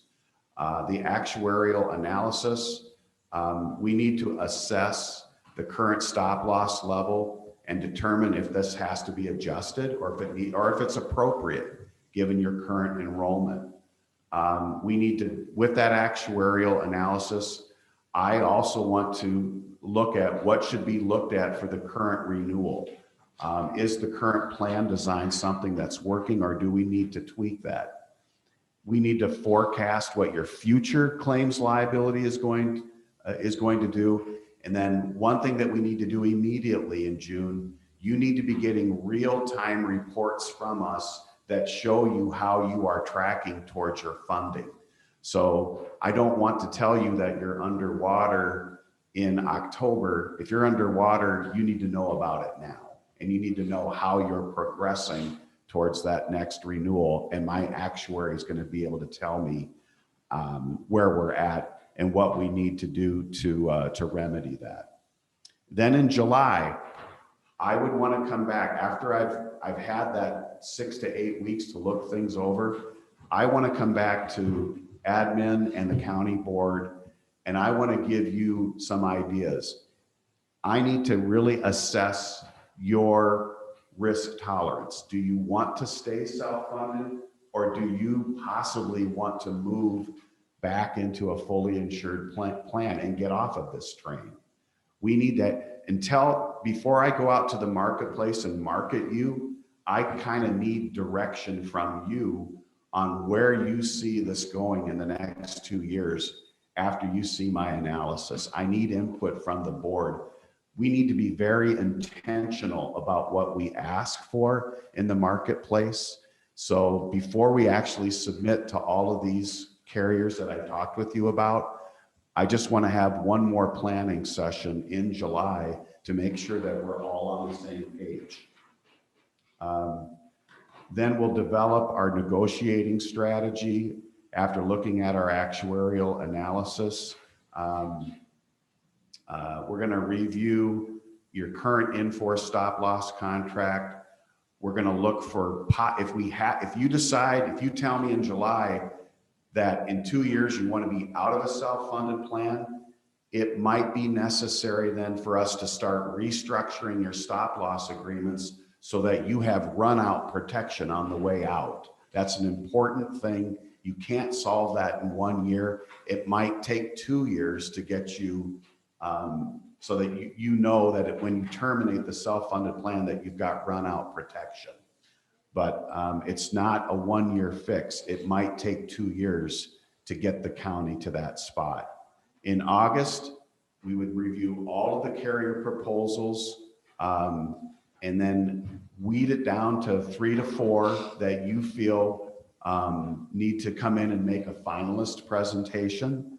And then in October, we would select the go-forward carrier and TPA lineup, and then also start developing our open enrollment and communication materials and finalize that strategy about how we're going to make sure the employees are well informed about it's either going to be your existing vendor or a new vendor, but you need to start that in October so that in November, when they're doing their open enrollment, we've got that ready to go. And then in January, you go live with your selected TPA carrier or lineup. And then, like Andrew had mentioned in one of the prior slides, from after July, then we're meeting on a quarterly basis to kind of give you an update on how the county's health plan is performing and getting input from you on what you want to see changed, if anything. So I don't think it's necessary to meet on a monthly basis because not that much changes in any given 30-day time period, but I think quarterly should work for your needs. So, okay. We've got a certain time limit we're trying to stick to too, and I know that there may be questions inside of there. Pat or Marty or Ron, Clark, did you guys have anything? This is Pat. I want to go back to the 46 million that you mentioned, and that someone had, that the estimate was 46 million, Yep. Claims used with 100,000. It concerns me that you mentioned one specific case out of, all the clients that you have where he was accurate. I'd be interested in knowing what the standard deviation is in terms of the estimates that the actuary has in terms of what the claims history will be, as opposed to one specific example. I can get that for you. Yeah, I can't recite it off the top of my head, but Sarah Delaney tracks all of that for she's currently doing that for about 140 self-funded clients. So we know that number. I can get that for you. The standard deviation of, of those estimates. And then the related And question. I can tell you that on average, it's about 8 to 10% better than what we get from the carriers in terms of the claims forecast. So then that's my related question. If the estimate, and when you say better, I believe my understanding is you're saying lower Yeah. than what the carriers are. And so tell me how that matters if we're a self-funded organization. It matters when you're setting your contribution level. When you're self-funded, your TPA is coming back with the expected claims and aggregate claims. And then you're basing your premium contribution on where they feel that the actual claim spend is going to come in. So it matters to the employees when you're setting premium contribution, and it matters to the stop loss carrier in terms of what you're being charged for the specific stop loss premium and for the aggregate premium. So it affects your fixed cost. Okay, thank you. Yep. Ron, Marty, do you guys have anything? No. Clark, did you have anything? I think just to reiterate that these contracts and these proposals are net any flow through commissions on stop loss and also RX rebates. Just talk to those two items. Right. We've given you a fee. We're not going to receive any commissions from any of the carriers. We won't receive any contingent commissions. We won't receive any direct commissions. We're working for Ashland County on a fee. And then if once we do the RX, the prescription drug analysis, any rebates that you would get from the manufacturer, those flow directly back into the self-funded checking account. That doesn't come through us. We don't take anything off of the top. That comes directly from the pharmacy benefit manager, and it's a check that actually gets deposited quarterly into the county's self-funded medical account. And then stop loss negotiations. Do you do the negotiations yourself? Do you basically ever utilize a third-party administrator, stop loss carrier negotiations, or just to reiterate that, I know you kind of briefly talked about the three prongs first part of the committee. Yep. I just wanted Yep. to just summarize that. Yep. If we don't want to handcuff BPA. We want them to continue to go and get stop loss quotes for you. BPA, they might use an intermediary. They might use a managing general agent to get to 7 or 8 of their markets. But for the ones that I'm going to go to, that's direct. I'm going to direct. There's no intermediary. Our stop loss center of excellence goes direct to HCC, to Zurich, to AIG. We're going direct, and we're not taking any commission by going direct. And then when we go to Medica or Health Partners or Anthem or Security Health Plan, again, no, we're not receiving any commission, but they're going to serve as the TPA, and they're also going to serve as the stop loss carrier with their own. Yep. Yeah. Thank you. Yeah. Okay, I have a few questions. Now, you just got done mentioning all the fees. Now, your fee is $30,000. What does that include? Because I know it doesn't include the wellness plan, but we got this big packet of this sample benefit guide. Which things in there are not included for that fee, and how much extra would they be? The only thing that's not included is health and well-being, having our consultant come and run that. But doing your employee communication program, doing all of the stop loss negotiating, helping you do benefit guides, assisting with the open enrollment. There's a very extensive checklist that if you want me, I can send that as a follow-up. And every single box that will perform for that $30,000 fee will be noted on that sample fee agreement. So it's all the carrier negotiating. It's the quarterly meetings that we'll have to keep you up to date. The actuarial work, all of that is included within the $30,000 fee. The only thing. And it's not the wellness program. How much will the wellness program cost us extra? I would say it's going to range somewhere between $3,000 and $5,000. If you wanted her here on a quarterly basis, it just depends on what you want her to actually deliver on like the smoking cessation program, the diabetic program, the help actually sitting on the committee and running the committee. It usually ranges anywhere between 3,000 and 5,000. Okay. Now, you talked about some creative things you've done with, what is your view on healthcare tourism? And is there a creative way of incentivizing things like that you guys have? Yeah, we've done that in that example with that orthopedic oversight program that I talked about, where if if you want to incent the employee to travel for elective procedures, if they know they're going to have a knee done or any kind of orthopedic procedure, the success that I've had with it is kind of designing the plan design and maybe offering a lower cost share for the employee if they'll consider going to a provider that has great outcomes but a lower cost. A knee in Duluth, Minnesota is going to cost anywhere from $36,000 to $45,000. My wife just had her total knee done for $23,000 all in at Twin Cities Orthopedic. I mean, that was everything. That was, your physical therapy afterward, all the durable medical equipment that came with it. We had a fantastic outcome, and she's a registered nurse, so we did some shopping around and very. No. Yeah. With that also I thought I saw, and I cannot find it. Usually I highlighted quite a few things in your packet, but I thought I saw something about not evaluating physician quality of care.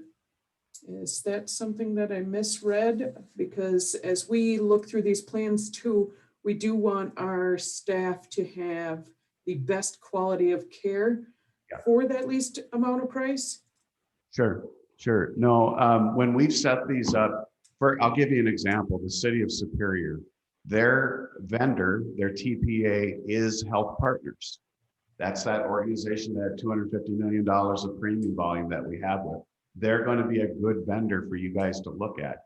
Health Partners, we tapped into their travel network. They vetted these providers. They don't get into that network unless they've been credentialed and unless Health Partners has seen what their cost is, but also what are the infection rates? What are the outcomes? So evaluating that before you put in any kind of a travel network, I wholeheartedly agree. It's not just a cost equation. It has to be qualitative as well. So we have experience vetting those kind of travel benefits and centers of excellence throughout Wisconsin and Minnesota if you want to incorporate that into the Ashland counties go forward, benefit design. Okay, you say that would be if we were with a different TPA, so yeah, that is not something your company does? Is that an additional fee? No. That's not something that I charge for you, but that's something that if you're interested in it, we would seek that from the TPAs or the carriers that we're getting proposals from. Yeah. Okay. Yeah, But just in your line and your fees and stuff as sits, this would have to be something that would be built in extra in a different plan. Or the TPA that you decide that you want to go with on January 1, right? Okay. And my last question is, you have all these large clients that you do these services for. You gave us one municipality as a reference for ours, and that's Superior, which they're bigger than us. how many clients do you have that are of our size and with our same kind of situation where, there hasn't been a lot of management done with our program? And how do we make sure that our county isn't lost in that? Well, I answered that in the question. It's not just me. If it were me, we'd be in trouble. I mean, I've got 9 other people on my team. Yes, I've got many clients, but many of them are long-term customers that have gotten used to working with other people on my team. No one person could work with the 90 plus clients that I've got. So I'm very confident that between myself and Andrew and the other 7 client advisors, executives, and account managers, we have the capacity to handle Ashland County. I'm not worried about that at all. There's a tremendous amount of intellectual capital on my team that I'm going to be facing. I'll be client facing, but what I tried to convey from June until January 1, there is a lot of behind the scenes work that will take place. And many of those individuals, 9 individuals, will be happy. Do you have clients that are our size, small, and with our current financial situation that you've helped through this? Family Forum in Superior, that's 50 employees are on their plan. Any municipalities? Counties? Bayfield County went to the state of Wisconsin. Bayfield County was my client for 6 or 7 years. They were with Security Health Plan. And this past year, I think, is when they decided they wanted to go to the state of Wisconsin's health plan. So, yeah. Thank you. You're welcome. Did anyone else have any other questions? No. Okay. No, I think we're good. I appreciate the time for coming in. And the goal of the committee here is to meet after this and hopefully, decide on somebody. So we'll be in touch. All right, thank you, Clark. Thank you, everybody, for your time. Thank you, Bob. Thank you, Andrew. Thank you.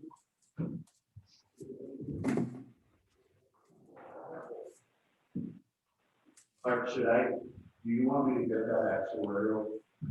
I can follow up with that. You could send an email to Clark.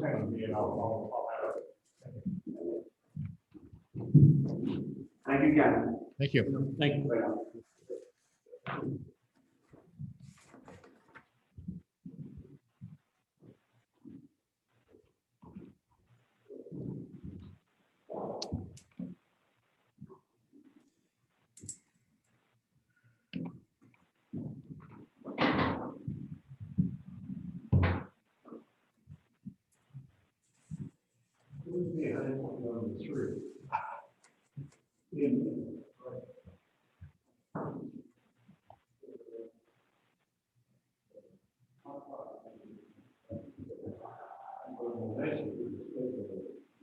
Is that the next one coming in, or does somebody have any question? If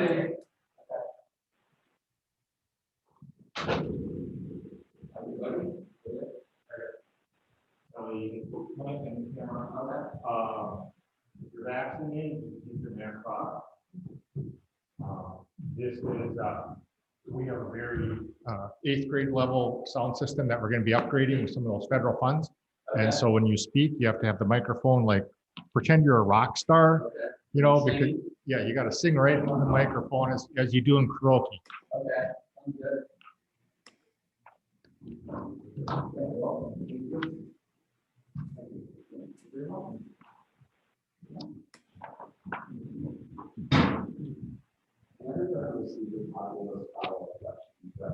Yeah, I sent that out to the committee.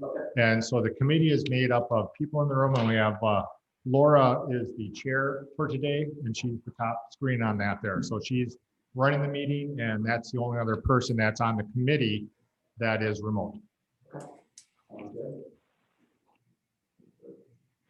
And then I have your PowerPoint here, so just let me know when you change screens.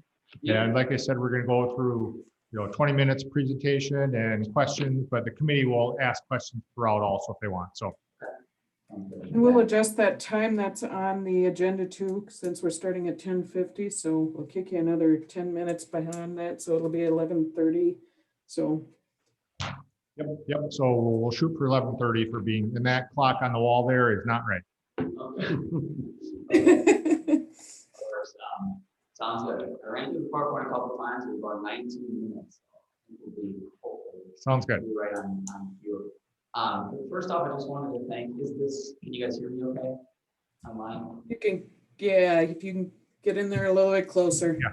Closer? Yeah. Rockstar, remember. Literally, I'm like 1 inch away from this.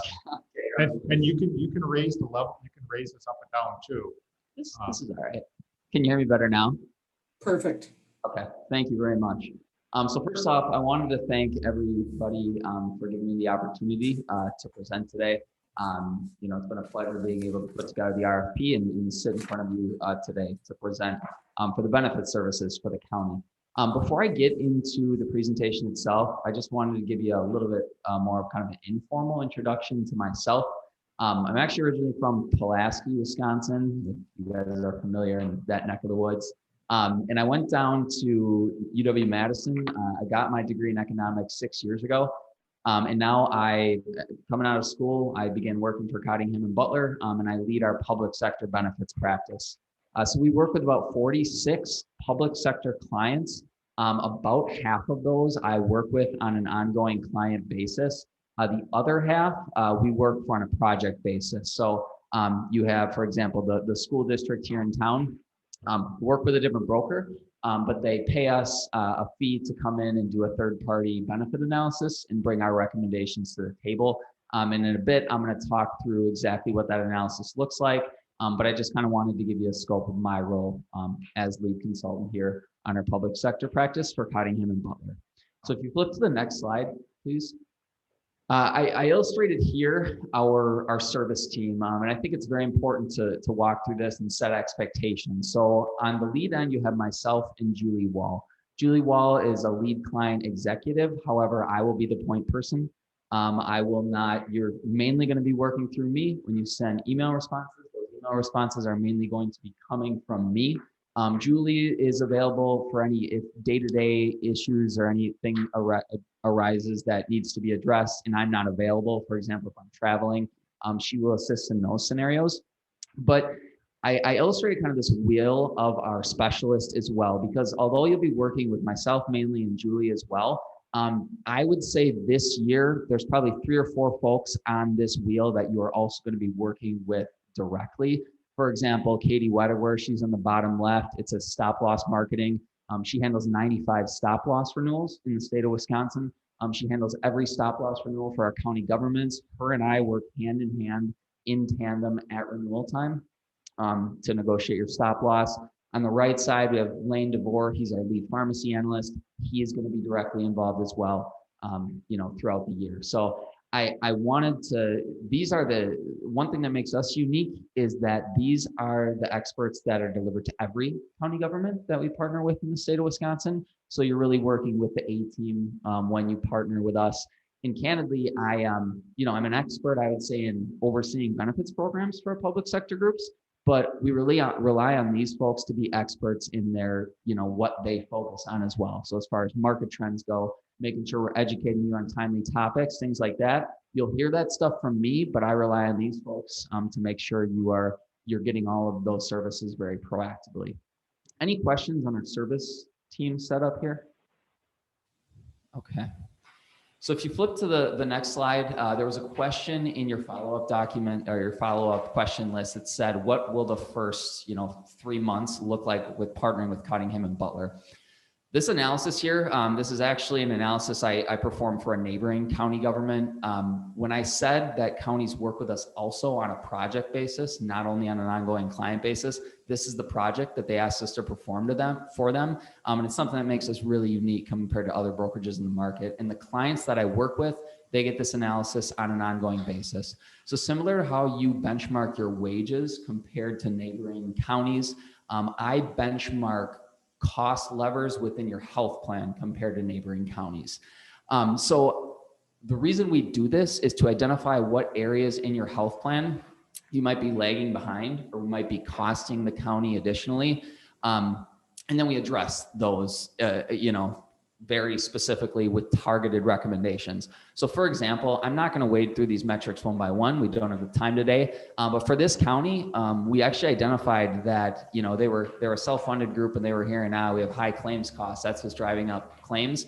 Actually, for this group, they had a boatload of dependents on the plan compared to other counties in the area, which I don't care how good of a network you have in place, how good your stop loss rates are. If you have way more dependents than all the other neighboring counties, you're going to be behind the 8 ball, and it's going to be tough for you to compete and attract talent from a health plan cost perspective, just because your health plan is going to be so much more expensive.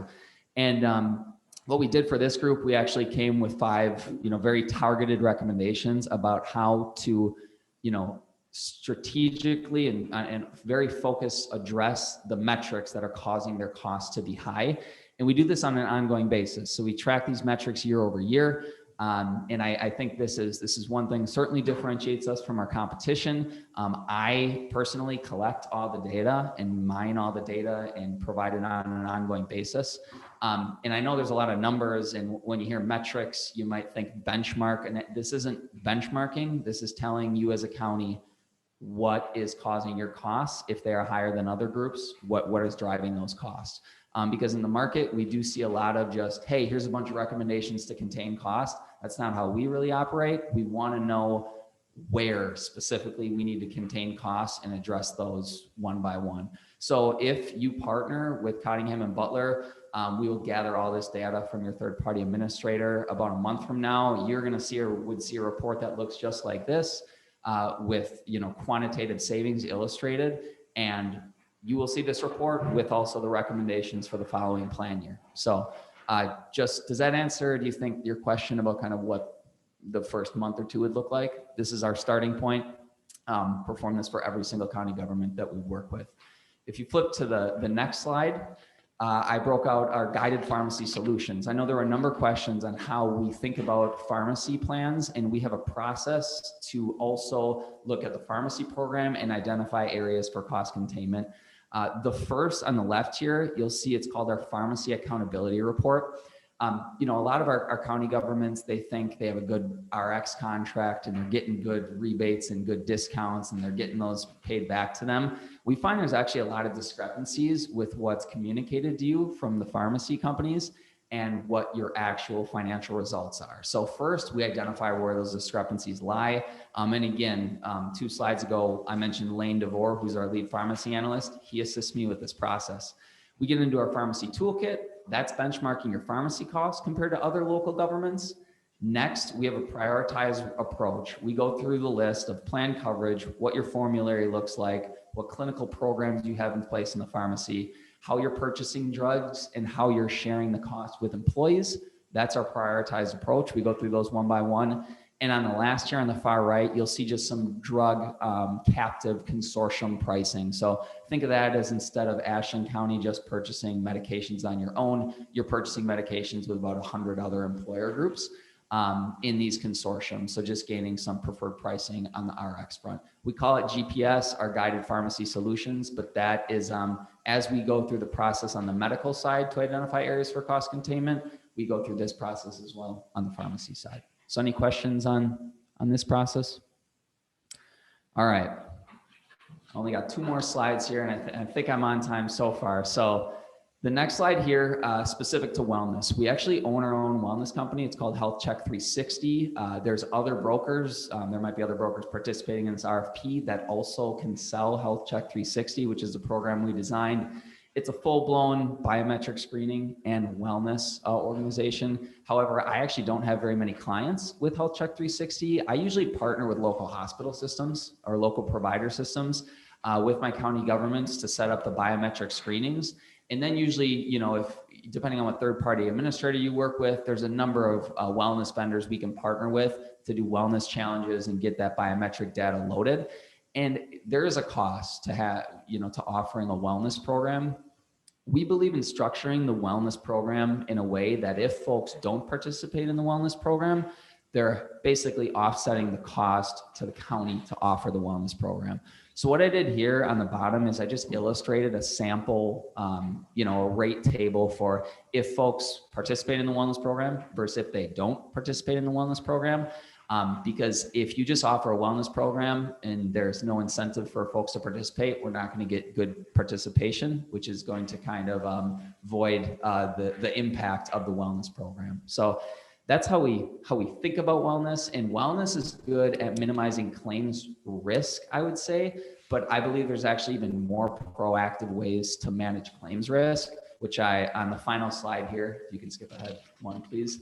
I'm going to touch on one of those examples on this slide. So to kind of bring everything together and walk you through the process of, for another county, similar size to Ashland County, what it looked like. They worked with, this was 2 years ago, and they worked with a different brokerage, and their problem was they had an insolvent health plan. They froze their family rates, they froze their single rates. It was something like 8 years ago. And we got in there and performed a self-funded analysis and a metric analysis, and basically the math wasn't adding up. And I think maybe some of those you mentioned in the RFP that might have been a problem that the county was facing here as well. So that's why I use them as an example. But they brought us in and they asked us on a project basis to perform this analysis. They worked with a different brokerage. They're called the Horton Group. And that was the current in-force brokerage on the group. We performed this analysis, and we actually identified specifically the cost drivers within their plan was they weren't using the right networks. They had a self-funded plan, but the plan wasn't getting them the best discounts at the local hospital systems that majority of their folks were using. So we presented them the recommended changes. They fortunately chose to partner with Cottingham and Butler. So this would have been in late 2019. So we have a full year of data behind us now. So we performed the network discount analysis to change their network, because again, going through this process on the top left, we identified exactly where we need to target our efforts. It saved them $250,000 in 2020. We also did a pharmacy clinical review. So your pharmacy contract, oftentimes those renew on 3-year periods. We renew those on annual basis. So we're constantly updating what those pharmacy rebates look like, again, on an annual basis.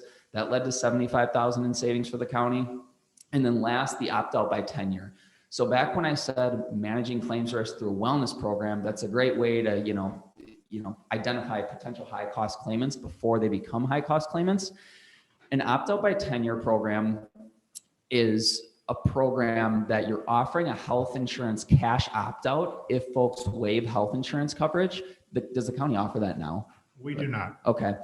But instead of offering it to everybody, we identified, I went through employee by employee, and all 23 employees that had 25 plus years of service to the county were on the health plan. So when you offer that health insurance opt-out to everybody, you're going to have a sunk cost because you have people that are going to waive coverage no matter what. What we did, we rolled out, from my understanding, this is the first health insurance opt-out based on tenure. So what we said is, okay, if you're an employee and you have 25 years of service to the county, you qualify for a $5,000 cash opt-out if you waive the health insurance. You can keep the health insurance if you want. You're welcome to stay on the plan, but we just wanted to add another benefit to those employees. And we had 2 employees waive coverage. The 2 employees, they were 2 family units. The average parent age was 60 years old on the plan. And this led to $64,000 in savings when we look at their funding rates. We got a preferred stop loss renewal because we decreased the average age slightly for employees on the plan. And it was a great additional benefit that we had a really good employee feedback once this program was offered. So it was a matter of going through the analysis and then just getting creative, just creating something that would work specifically for them. And I think that's something that you can expect from me going forward. So that was last year. The bottom is what I've already communicated to them about a month ago. So these are recommended plan changes, or considerations, I should say. We're not going to do all these changes, but for the 2022 plan year. So just to give you an idea of the timeline I work on is once we go through renewal for January 1st, the work starts immediately for the following year. And we communicate with the group. They actually had a new county administrator that came from another county government. He wanted to see some analysis, but I also illustrated a number of other strategies. And what I do is I illustrate the cost containment strategies, projected savings for the upcoming plan year. And then last, I usually measure the employee impact. So this is what would be communicated to you. Like I said, this communication has already gone to this county as we look forward to 2022. The reason I do that is because I found it's, all hands on deck at renewal time, trying to make the budget ends meet, trying to get all, there's a number of things, open enrollment figured out. I do this early in the year so that the councils and committees can decide on what strategies they are strongly considering pursuing, so that once we get the stop loss renewal or a finalizing budget, it's just a swift decision. Your team has already been educated on what's out there in these strategies, and you can make a swift decision because last minute decisions lead to some bad consequences. So that's the timeline I would say we work on. And for example, that opt out by tenure program, I remember last year we had the county check off on that in July. They checked off that in July to make the change for this plan year. That is kind of, to wrap things up, a scope of everything, kind of how it all comes together, I would say. And I would urge you, they're listed reference. I've listed a number of county references as well. I think, frankly, talk is pretty cheap, especially we come in here and present for 20 minutes and we have a bunch of words on RFPs that probably make all us brokers sound very similar. But I would urge you to reach out to my references that I listed. And they should hopefully be able to talk through when they previous to working with me and now when they work with me, kind of the level of service that they receive. And to piggyback on that, service is extremely important. So I think, these strategies, you've probably heard of a number of them today. There's some really unique strategies to contain costs, but if they can't be delivered in a proactive fashion, and if we can't address service requests when they come up, it's all null and void. It's not worth anything. So I believe when I work with a client, this is usually what I communicate to them. I work with a handful of county clients. Right now it's about 23 public sector groups. And sometimes that concerns groups. They say, well, are you going to have time for us? And I want every group I work with to feel like they're my only client. So when you send a request, you get an extremely timely response from me. And if I can't handle it due to whether if I'm going to be on vacation or out for the day, we have other team members that can address that. And also when I say, I'm working for you, the proactivity, I don't expect my groups to come to me with strategies. I view my responsibility as educating your team and proactively bringing these strategies to you. Whether or not you want to do them or not, that's up to you. But I think it's my responsibility to educate your team. And then the last thing is, I work, I know we proposed a retainer fee and we get paid that on a month-to-month basis. But what I see in the market is a lot of work being done by brokers just at renewal time. I frankly just go looking for work throughout the year. I just wrapped up. So we went through renewals January 1st. And usually in the insurance market, January through May, it can be fairly slow, if you don't want to be proactive. So between doing stuff like this, I ran a health insurance opt-out survey. 40 counties participated this year. So I went to every county that we had been working with. And I said, do you offer an opt-out for employees to waive health insurance coverage? Yes or no? What do you offer? And then I educated all my clients on what those other county groups are doing. And next, when I actually just wrapped up last week, is I conducted a union negotiated plan survey. So I went to those same groups and asked them for their police, fire, sheriff, the folks that they might be going through union negotiations with, what their health plans look like, what the cost share looked like, just so that my clients are armed with the data that once they do have to go through union negotiations, I don't know if that applies to the county here, but I know it applies to a number of other counties and local municipalities, that they're armed with that data. My clients didn't ask me to do it. It's just something that I know is going to help them this year and years going forward as they go through those negotiations. So that was pretty much all I had. I think I kept it under 20 minutes. I wanted to keep it short and sweet, but obviously we would welcome the opportunity to partner with the county. And I think a lot of the things that I spoke about today could benefit the county, and just to share and educate on kind of what some of our other groups are doing. I'd really welcome the opportunity to do that. So. Okay, guys, did you have any questions? Pat, Ron, Marty? This is Pat. So I had a question about the opt-out. So we've got about 200 employees and right now about 40 some opt-out with no incentive. If we hired you, you would take the current data that we have. And one thing that we've discussed is offering an incentive for an opt-out. But if we offer an incentive for an opt-out, do you have any experience with how that might change the makeup of those that take insurance versus don't take insurance? And therefore, how does that affect the validity of the claims history that we've had for the previous 3 years? And what would you recommend? Yes, so that's a great question. And to start, I view the opt-out as a strategy that's, outside of your third-party administrator, outside your pharmacy benefit manager. It's a strategy outside of the health plan itself. And it does have a place with county governments, because usually you have average employee age about 2 years older than that in the private sector. And also for county governments, you have a lot of family units on the plan. So that's usually a concern that we get specifically is, if we offer this opt-out, are we going to just attract sicker folks to the plan? Or are the young folks just going to take the opt-out and leave?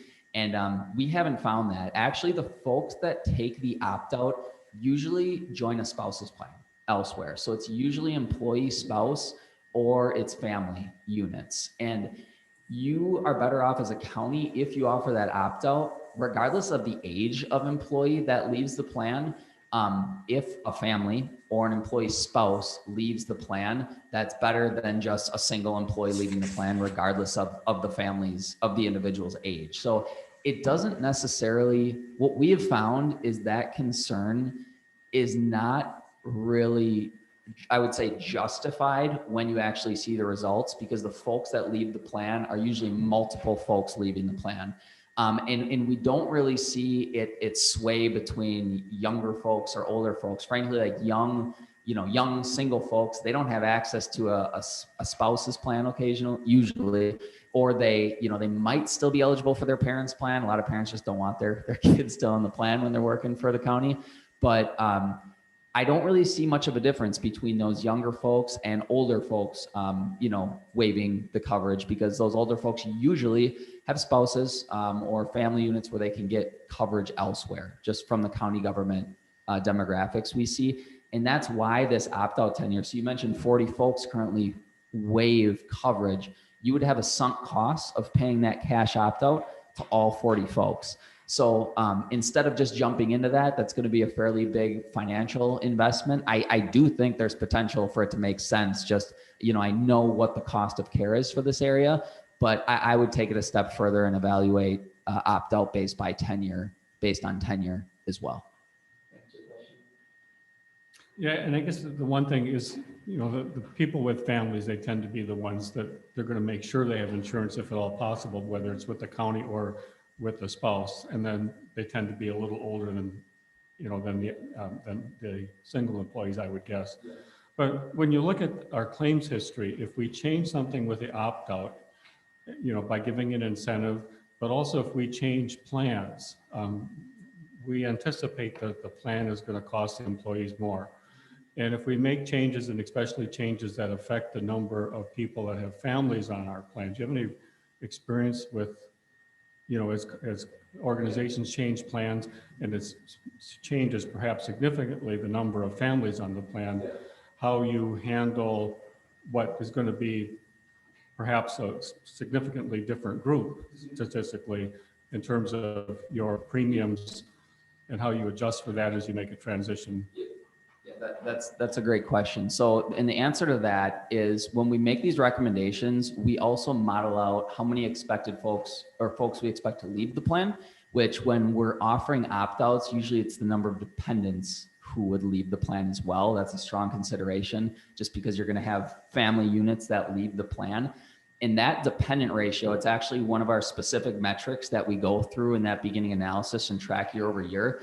That is directly fed into our budgeting calculator on an annual basis. So we have a stop-loss budgeting tool, a self-funded budgeting tool that will help us generate accurate funding rates on an ongoing basis. And we can model out those projections based on where we expect number of families to leave the plan. That is all taken into consideration. And actually within that tool, when we make these recommendations, the tool is built in a way that it can house those recommendations and change out the calculations accordingly. So to answer your question in that scenario, there would simply be less dependence included in that calculation, which certainly would change the per employee costs, but it would likely actually change it for the better, not the worse. But keep in mind, we also need to model out the opt-out costs to the county too. And what I do, I just actually did this for a group last week. I modeled out a $1,000, $2,000, $3,000 cash opt-out. And then I modeled out the break-even point. So I come to the county and I say, look, if you're going to offer a $3,000 cash opt-out, we need 11 employees to waive coverage that currently don't waive coverage for you to, not lose money on the setup. So did that answer? It does. And I got one more question to follow up that. So when you're talking about modeling stuff, are you using the software program Claros that you're talking about, that actuarial software? That's what you're using it? So we use Claros, and Claros actually is kind of the base, kind of like the guts of the program, I will say. And then for the modeling software, what you see on the front end is the self-funded budget tool. So the Claros allows us to do the analytics, and those calculations are included in the budget tool. But the self-funded budget tool, it's much easier to read and I'd say simpler than the Claros protocol. With the Claros system, I actually involve an analyst. So when I talk through these things, the analyst and I go through the actuarial analysis included in the Claros program. But the end result, when I say the tool that is communicated to the clients is not the actual Claros system itself. So when you say analyst, is that an actuary that you're talking to at that point? Yeah, so the Claros software has actuarial services. When I say the analyst, they're a benefits analyst. They're not like a licensed actuary that does that, because the Claros system does the actuarial work. That basically is the actuarial system. The analyst is more so just making sure we have our inputs correct, and what the program spits out is an accurate representation of the cost for the plan. Good question. So does that program then spit out different projected contribution rates based on different plan designs? Because my assumption is, when I look at our $1,700 family deductible, we're going to have to probably change that. In my mind, it seems a generous program, and I think we're probably going to have to change that. Would the model take that into consideration? Yep, absolutely. So everything like that specifically, it ties back to that metric analysis. It's the second line from the bottom in the metric analysis. It's cost share. With a $1,700 deductible, what we do is calculate actuarial value. You'll see it second from the bottom, employer plan cost share percentage. That's the actuarial value of your plan. What an actuarial value is what percent of every dollar is covered by the plan versus what percent the employees pay. So that is a key component in the deliverable. Yep. So if we do make, like, let's say you wanted to change the deductible from $1,700 up to $2,000, that's going to shift your actuarial value down slightly, which impacts the entire calculation. The other thing is, when we deliver projected funding rates, we offer two options. One, we blend with manual rates. So we blend with underwritten rates where we project your claims to be. And then the other option, we don't blend with underwritten rates. So we provide a rating option based solely off claims history. For a group the size of Ashland County, I would recommend blending with those manual underwritten rates just to make the funding rates more accurate. But certainly, and to your point, you mentioned increase in the deductible. You share your costs with employees through your deductibles, right? How rich your plan is, but you also share your costs with employees through their payroll deductions every week, right? The employee contribution percentage. So I would need, like, to that point, that could be, if you have a very rich plan, but you charge employees a boatload to be on it, that's the same as having a very high deductible plan, but don't charge employees anything to be on it. Lang Lake County, when we partnered with them, they had a high deductible plan that wasn't very rich, but employees didn't pay a penny to be on the plan. And when you combine those, it actually equates out, believe it or not, to right around where benchmark is when you consider both of those metrics. So that's something that we would look at for the county too. You certainly can increase the deductible, but usually I scratch and claw for anything that we can do to not have to push costs onto employees. I start there. If we have to, we have to, but I've working in the public sector, those changes, you're all familiar with it. You're going to hear it from employees if you bump up the deductible even a little, but as long as it's communicated when you do make those changes about why we had to make those changes. I'm involved in some employee relations, employee communications. I do the employee meetings as well. So, I field the difficult employee questions if they come in, but sorry, that was a long-winded answer to your short question, but did I answer it? Yes. Okay, sorry. Ron and Marty, did you guys have some questions? No. Okay, I have a couple. Wait, I'm surprised by that. Are you surprised? I do, I'm glad I can surprise you to this day. Now you answered a whole bunch of the questions that I did have, actually. And I do have a question about the size of your company. Now, bigger companies say we have all these resources, we have all these places where we have direct connections to. How do you as a smaller company go about getting us the best pricing as compared to what these larger companies can walk into? So is your question like from a service perspective or like the deliver access to the specialist? Is that kind of what you're? Access to specialists. So we have, Cottingham & Butler has 1,200 total employees. We are one of the largest privately held brokerages in the country. The specialists that I listed, that wheel of specialists, we work with a few Fortune 500 companies outside our public sector practice. Those are the exact same specialists. Like, I'm not kidding when I say within the next month or two, we will have calls or meetings with the folks on that wheel. We don't hold our specialists back. We give them direct access to all of our clients. I mean, on the drive up here, once I got here, I checked my email, and there's actually Rachel Patterson. She's our non-medical manager on that wheel. She was replying directly to a few of my clients' questions about some evidence of insurability questions on the life insurance, for example. So we're fortunate that we're large enough to have the specialist, but we're privately held, so we have the flexibility to just deliver the A-team to every single client. And those specialist teams, we're actually adding on to them, as our client base grows. But you will have access to those specialists as the same specialists that the other county governments we work with have access to. Okay.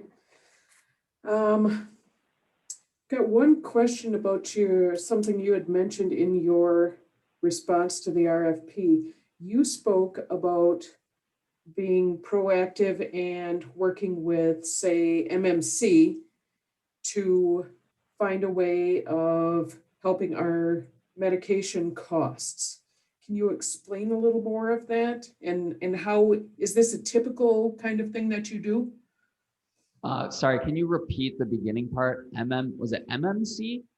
Memorial Medical Center. In your response, it was a 340B hospital. Yeah, so that's kind of a unique, it's a unique setup. And this just comes from me. I work with a lot of counties that are not they're in rural areas of the state of Wisconsin. The 340B program allows these hospitals to get preferred, I don't know if everyone's familiar with it, but preferred specialty pharmacy pricing through a deal that they have aligned with the federal government. So I've found that in certain areas of the state, if you can actually direct contract your specialty medications through a pharmacy at a 340B hospital, it can lead to some pretty significant savings on the pharmacy side, because oftentimes all those specialty medications are just going to be sent through your pharmacy benefit manager. So if the pharmacy benefit manager often can't get as good of deals as the local hospitals through those 340B medications. So that's why I mentioned that. I mean, I was getting creative and thinking outside of the box, but it's something we would certainly evaluate because we have had success doing that with other groups. Okay, and then I know you mentioned in your response to the RFP, and you also in your presentation explained about wanting to make sure that our employees were taken care of very well with the least amount of disturbance. When you look for places for, say, health tourism and the quality of care that they have, what kind of things do you take into consideration and how do you incentivize things like that? Yeah, from this area of the state, probably the biggest thing to take into consideration is distance traveled. You can drive down to like the Twin Cities and get a better deal on, you know, orthopedic surgeries and things like that. The best deals, I've got groups, Buffalo County is a group I work with in Western Wisconsin. You know, folks can go all the way over to Appleton, Wisconsin, get a hip replacement for, you know, 40% of the cost. And the way that's incentivized is actually like the deductible waived, and also, you know, you got to pay out of the employer needs to pay usually for the hotel for those groups and like for those individuals and their families. So there's a lot of way in different partners can be plugged into your like Novo. They're a specific bundled pricing negotiator. They can be plugged into third-party administrators. Some third-party administrators actually just work with Novo. They're embedded in the program, and it's a very seamless process. The way to incentivize it, though, usually is through costs. I just did an analysis for a group down in Rice Lake, and they send a boatload of their folks to the Mayo system. The Mayo system is about as expensive a system as you can get, and there's other quality providers. And what they do is they actually have a 5-tiered network. So it's a $0 cost share if you go to the on-site clinic. It's a $500 deductible if you go to a list of these 5 providers. It's a $1,000 deductible if you go to the Mayo system. And then, you know, it's $1,500 with a low co-insurance if you go outside of the system. This area of the state, it's an expensive area for healthcare. And if you want to be a leading edge employer and like contain costs, you can let employees go where they want, I would say, but you really want to incent those employees that go to the places that save the county money. And it's difficult. You got to do it in the right way because, again, I just work with the public sector. I hate to do things that are going to negatively impact a boatload of employees. And, you know, we're having discussions. I had a discussion with the county last week south of here, and they were sending a lot of folks to Mayo, and they were actually incenting folks to go to Mayo, steering them to Mayo because their, you know, former agent told them to do that. And I said, might have to do a little bit of a 180 here if we want to, you know, if we want to get it in check. And that's not me saying that's what they have to do. That's just me saying that the other groups in the area are doing those things, and you make your decisions about that accordingly. And I view it from the whole spectrum. Like if you save costs on the medical insurance or any of these lines of insurance, doing proactive things, you can reinvest it into wage. Like I've had conversations with groups where they know they need to get up to benchmark to make sure their wages are at the appropriate scale. You know, who's to say if you save a couple $100,000 in the medical, you can't pump it into wages too. So I view it like through these little savings, they all add up, but your medical tourism, it is a good strategy. It just needs to be set up the right way where employees don't feel like they're being pushed to go to places. They feel like they're incentivized. Okay. And then I have a question about your fee. So in your RFP, you have the wellness, you have the HR, you have all these different strategies. Does your fee include access to all the things in the RFP? So it includes access to the things in the RFP outside of like, so for example, if you wanted a full-blown biometric screening, health coaching, that is not included in the RFP. There would be a fee for that. That's something, I mean, it's outside of my scope of services, frankly. And so we perform RFPs. If you said we want a wellness vendor, we want them to be affordable, you know, with your group, you're a large enough size where we could find enough savings going through an analysis like this to offset a wellness program and then some. And also, structuring the wellness contribution rates, we can usually get that to net even. But so not the wellness, just thinking through the RFP response, the wellness is the one thing that we have nurse coach, we have health coaching and stuff like that. But if you want a full-blown wellness program, that the county would need to pay for that. Okay.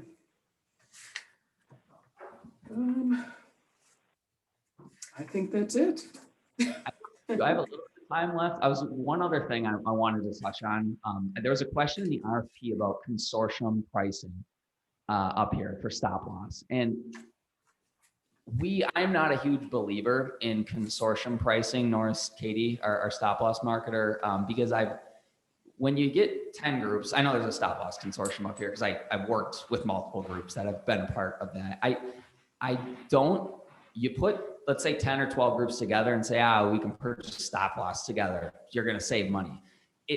What I found through this analysis is if you don't have those 12 groups all proactively managing the plan and doing things to actually improve the risk to the stop loss vendor, there's zero benefit of being in the, so I don't have any of my clients in Wisconsin in a stop loss consortium because I don't see the value in it. What we use is captive programs. I'm not sure if you're familiar with those, but captive programs, they're a little bit larger groups. So think of that as purchasing stop loss with 100 other groups, but there's requirements that you have to meet to make sure you're managing your plan proactively in a sense to contain costs. Like sometimes there's wellness requirements, sometimes there's network requirements, plan design requirements.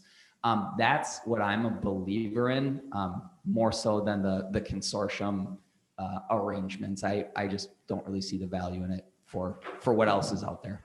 Do you market to the stop loss carrier yourself direct? Do you use a broker, or do you allow the TPA to do the relationship? So you work with BPA on the third party administrator side. Katie is an industry leading expert. We usually have BPA give us we have their preferred list of stop loss vendors, and we handle everything. We will do we will go to those preferred stop loss vendors, but there's nothing like even letting BPA, the third party administrator, market the stop loss. It's just a little bit of a conflict of interest from my perspective, having the party that's paying out the medical claims be the same one that places the insurance for the catastrophic claims. BPA typically does that, but it's something that we kind of take that work off BPA's plate. And then we canvas the market with stop loss proposals. We work on an extremely proactive stop loss renewal timeline. We have a pre-renewal strategy meeting with Katie. And then she will be directly involved. So I'm the one who communicates the stop loss renewal. I go through the diagnosis, prognosis, high cost individuals. We look for opportunities on the pharmacy front, high cost claimant front to steer down claims. But Katie will be available as well. So we do that all in-house. Thank you. Yep. You're welcome. I think we're about out of time, Chairwoman. We are. I thank you very much for coming in and presenting for us and explaining. Yeah. We appreciate all your work, Jacob. Thank you. And I appreciate it. And insurance admittedly probably is not the most exciting topic for everybody. It's certainly a big passion of mine. So I welcome the opportunity to present today. I love this area of the state too. We went to the North Shore, Grand Marais last weekend. We were 22 years like on a fishing trip in northern Minnesota. And my true passion is trout and steelhead fishing. I make my own spinners and stuff like that. So I love coming up here and doing that as well. So Laura, I've got one more quick question if I could. Did you mention BPA because we're currently working with them, or do you work with other third-party administrators? Yeah, so we work with BPA. Exclusively or? Not exclusively, no. So BPA, we work with every single third-party administrator that can offer the networks in this area. So BPA, UMR, Auxient, they're Wisconsin-based as well. A handful of third-party administrators. And what I'd actually probably recommend, something similar that we did with Langley County, is a network discount reprice with BPA, just to make sure the network you're using is the most effective at getting claims paid, because this is a very quickly changing area of the state as far as network discounts go. So that would be something that I'd recommend, but no. Yeah, I just want to make sure that we didn't have a misunderstanding with your references to BPA earlier in terms of whether that's exclusive or not with what you are proposing. Great question. All right. Thank you. Thank you all for your time. Thank you.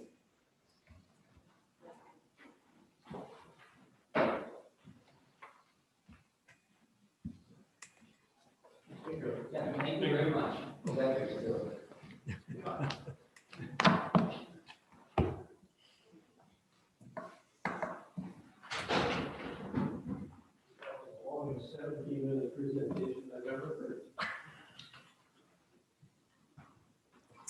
They were pretty tight and they answered a lot of questions for us. Yes. It could be worse. You could go to a county board meeting. Yeah. We're only at the 2.5 hour mark. And this is well worth the time and the information. Yeah. So do you want to have a discussion now or do you want to take a break? Dick just stepped out. Who did? Yeah, who called? Is all the committee in there? Yes. Do you guys need a break? Keep her going. Keep her going. Okay, let's keep her going. Dick will come back. So thoughts? I'm gonna ask each one of you, so I'm gonna call on you if you don't answer. So you might as well volunteer, guys. Come on.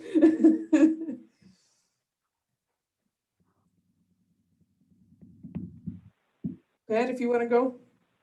I see you leaning. I ranked them. Do you want to, I mean, first of all, I think any of the three are capable of providing good service to the county.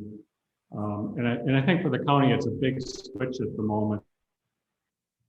We've been or are and to where we're going to go.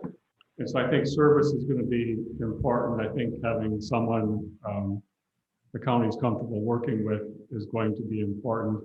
The companies vary in size, but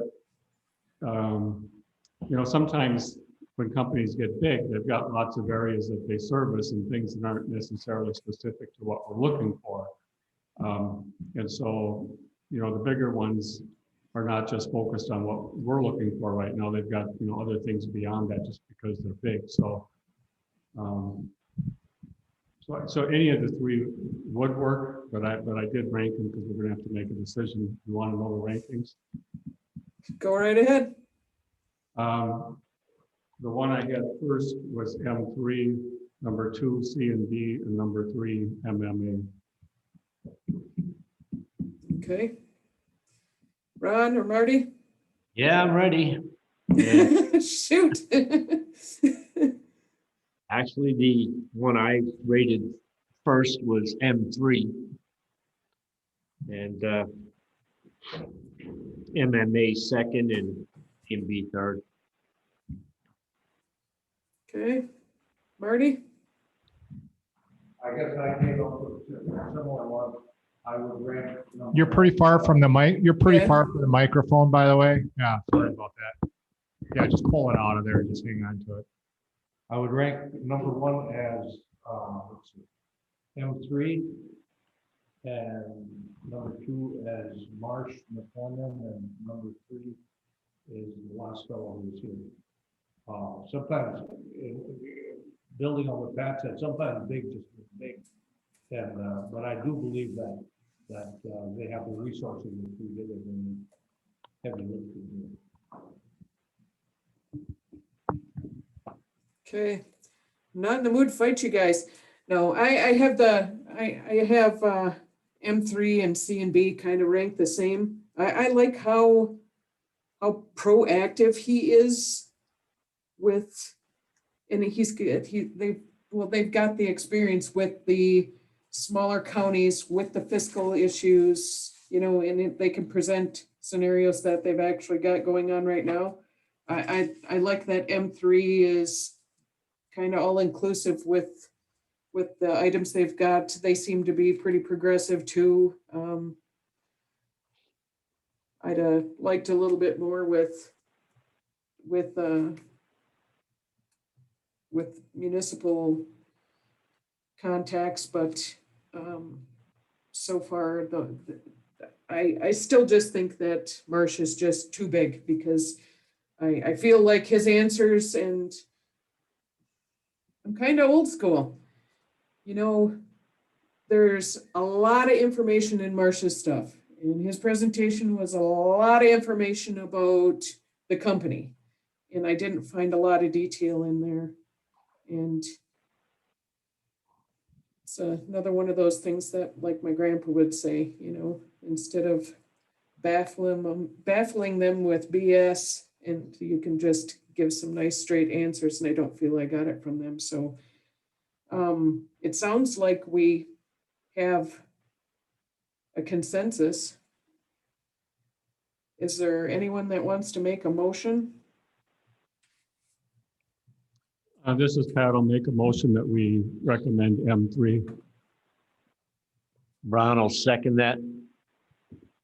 Okay, got the motion for Pat, the second from Ron.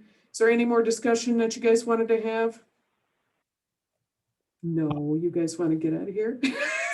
I'm not going to weigh in, because obviously what I want this to be is your decision, because I want to make sure the employees, especially if things change, they're not blaming Clark on the way out the door here. But no, I think it's important from a policy perspective for you to weigh in on this.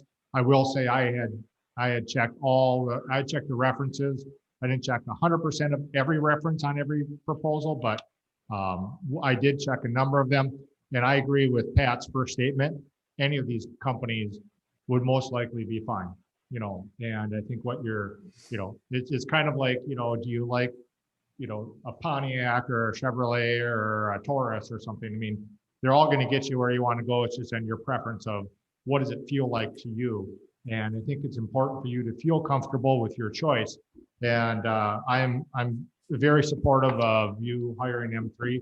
I think they'll be an excellent choice for the county. And I'm very excited about, you know, having some guidance going forward to try to remedy this situation. Exactly. Yeah, and I hope everybody's landing on M3 wasn't because of price. I hope it was for the details that they gave us. And I just feel that M3 and C&B were more flexible while still wanting to put our employees, you know, their uncomfort you know, up in that ranking too, along with helping us find the efficiencies we need to do. So we've got the motion in the second. All those in favor of recommending M3 for our insurance consultant, we should probably actually do a roll call vote on this one.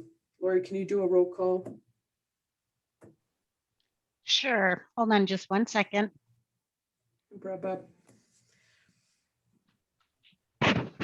Laura Negro. Aye. Pat Kinney. Yes. Ron Stender. Yes. Marty Vitek. Yes. There you have it. Thank you very much, guys. And I'm assuming with this approval by this committee, you're authorizing the administrator to sign the contract. I mean, it doesn't have to, my assumption is this doesn't have to go to county board. This is a decision for the finance committee to make. So I think we're going to go forward with this. I'd rather not wait till June 15th to take it to county board. So we're going to get this thing rolling as fast as we can. I guess I'd prefer to make a motion that the committee direct the administrator to sign the contract and move forward, just so it's there for the record. That'd be fine. So I'll make a motion that we direct the administrator to move forward and sign the contract. Okay. Marty seconded. Okay. All those in favor, please signify by saying aye. Aye. Aye. Unanimous. Let's jump in with both feet and get this thing done. Thank you for all your work on this, Clark. And I know there's some of the committee people that are on the call too. I thank you guys for all the digging in that you guys did, because we've talked about this before. health insurance is not the sexiest thing and it affects you guys directly. So much appreciation. We do have, is it administrator updates? So a couple things that are for the finance committee considerations. We've had a couple changes here that were not budgeted for. The county administrator search firm that I can't remember what that was, 13,000, I think, plus expenses. I think it was gonna be around $15,000. The finance committee or the executive committee, when we engaged this operation, directed this to go out of the contingency fund, which has $25,000 budgeted in it. The county has a policy that any money that comes out of the contingency fund needs to be via a resolution at the county board. So I'll be taking it to the county board on the 15th for approval for that, just around the corner to make sure that's done. The Department of Revenue fiscal review, that is a grant, as you well know, that was directed or initiated by the Department of Revenue and facilitated through the WEDC. And that obviously is not budgeted. And last February, you might remember, we created a budget amendment and adjustment policy that's on the website. And it has I just followed state law. It has to do with individual budgets where individual department heads can make X percentage changes in their budgets. The county administrator can make approvals that go to rise to a certain level. The finance committee makes approvals for budget amendments that go over a certain level. And then if you're going to do a budget adjustment or amendment, that has to go for the full county board. And a lot of these things have to do with percentages of the individual funds. So, you know, when we have a $50,000 increase that's not budgeted for in health and human services, it doesn't need to rise to the level of county board or even finance committee because they have an $8 million budget. You have a smaller department, it gets a little bit more tricky. We do some consolidated. But what I want to be able to do is I'm going to come back to you at your next meeting with a budget adjustment for this DOR fiscal review grant, because I want to set the pattern up for county staff before I leave to make adjustments. So we get these grants that come in.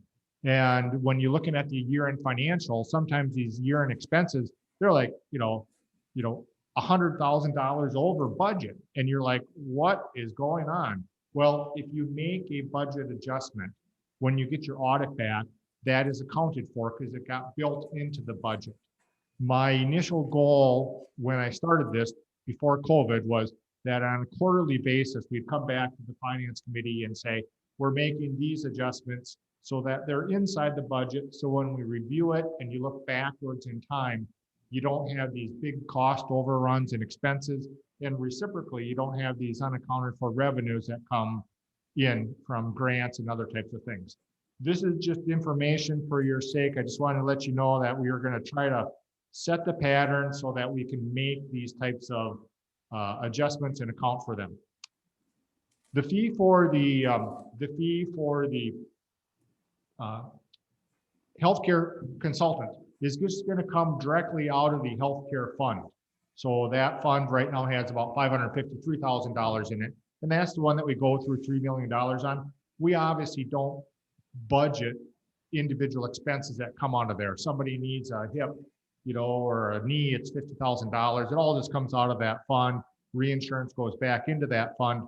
My total expectation, and every one of these people that we interviewed today, if they can't save their rate, if they can't save their fee on savings for the county, they're doing something wrong.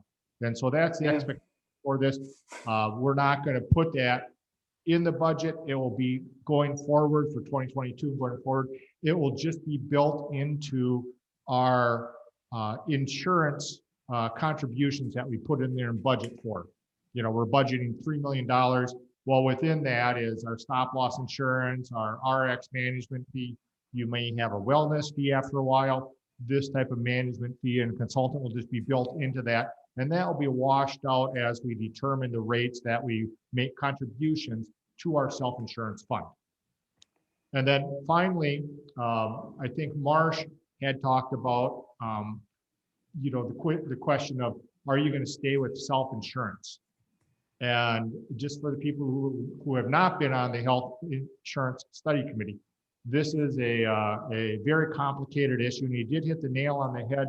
This is not a 2022 issue, maybe not even a 2023 issue. It's like a 2024 issue. And this has to do with how much risk do you want to tolerate?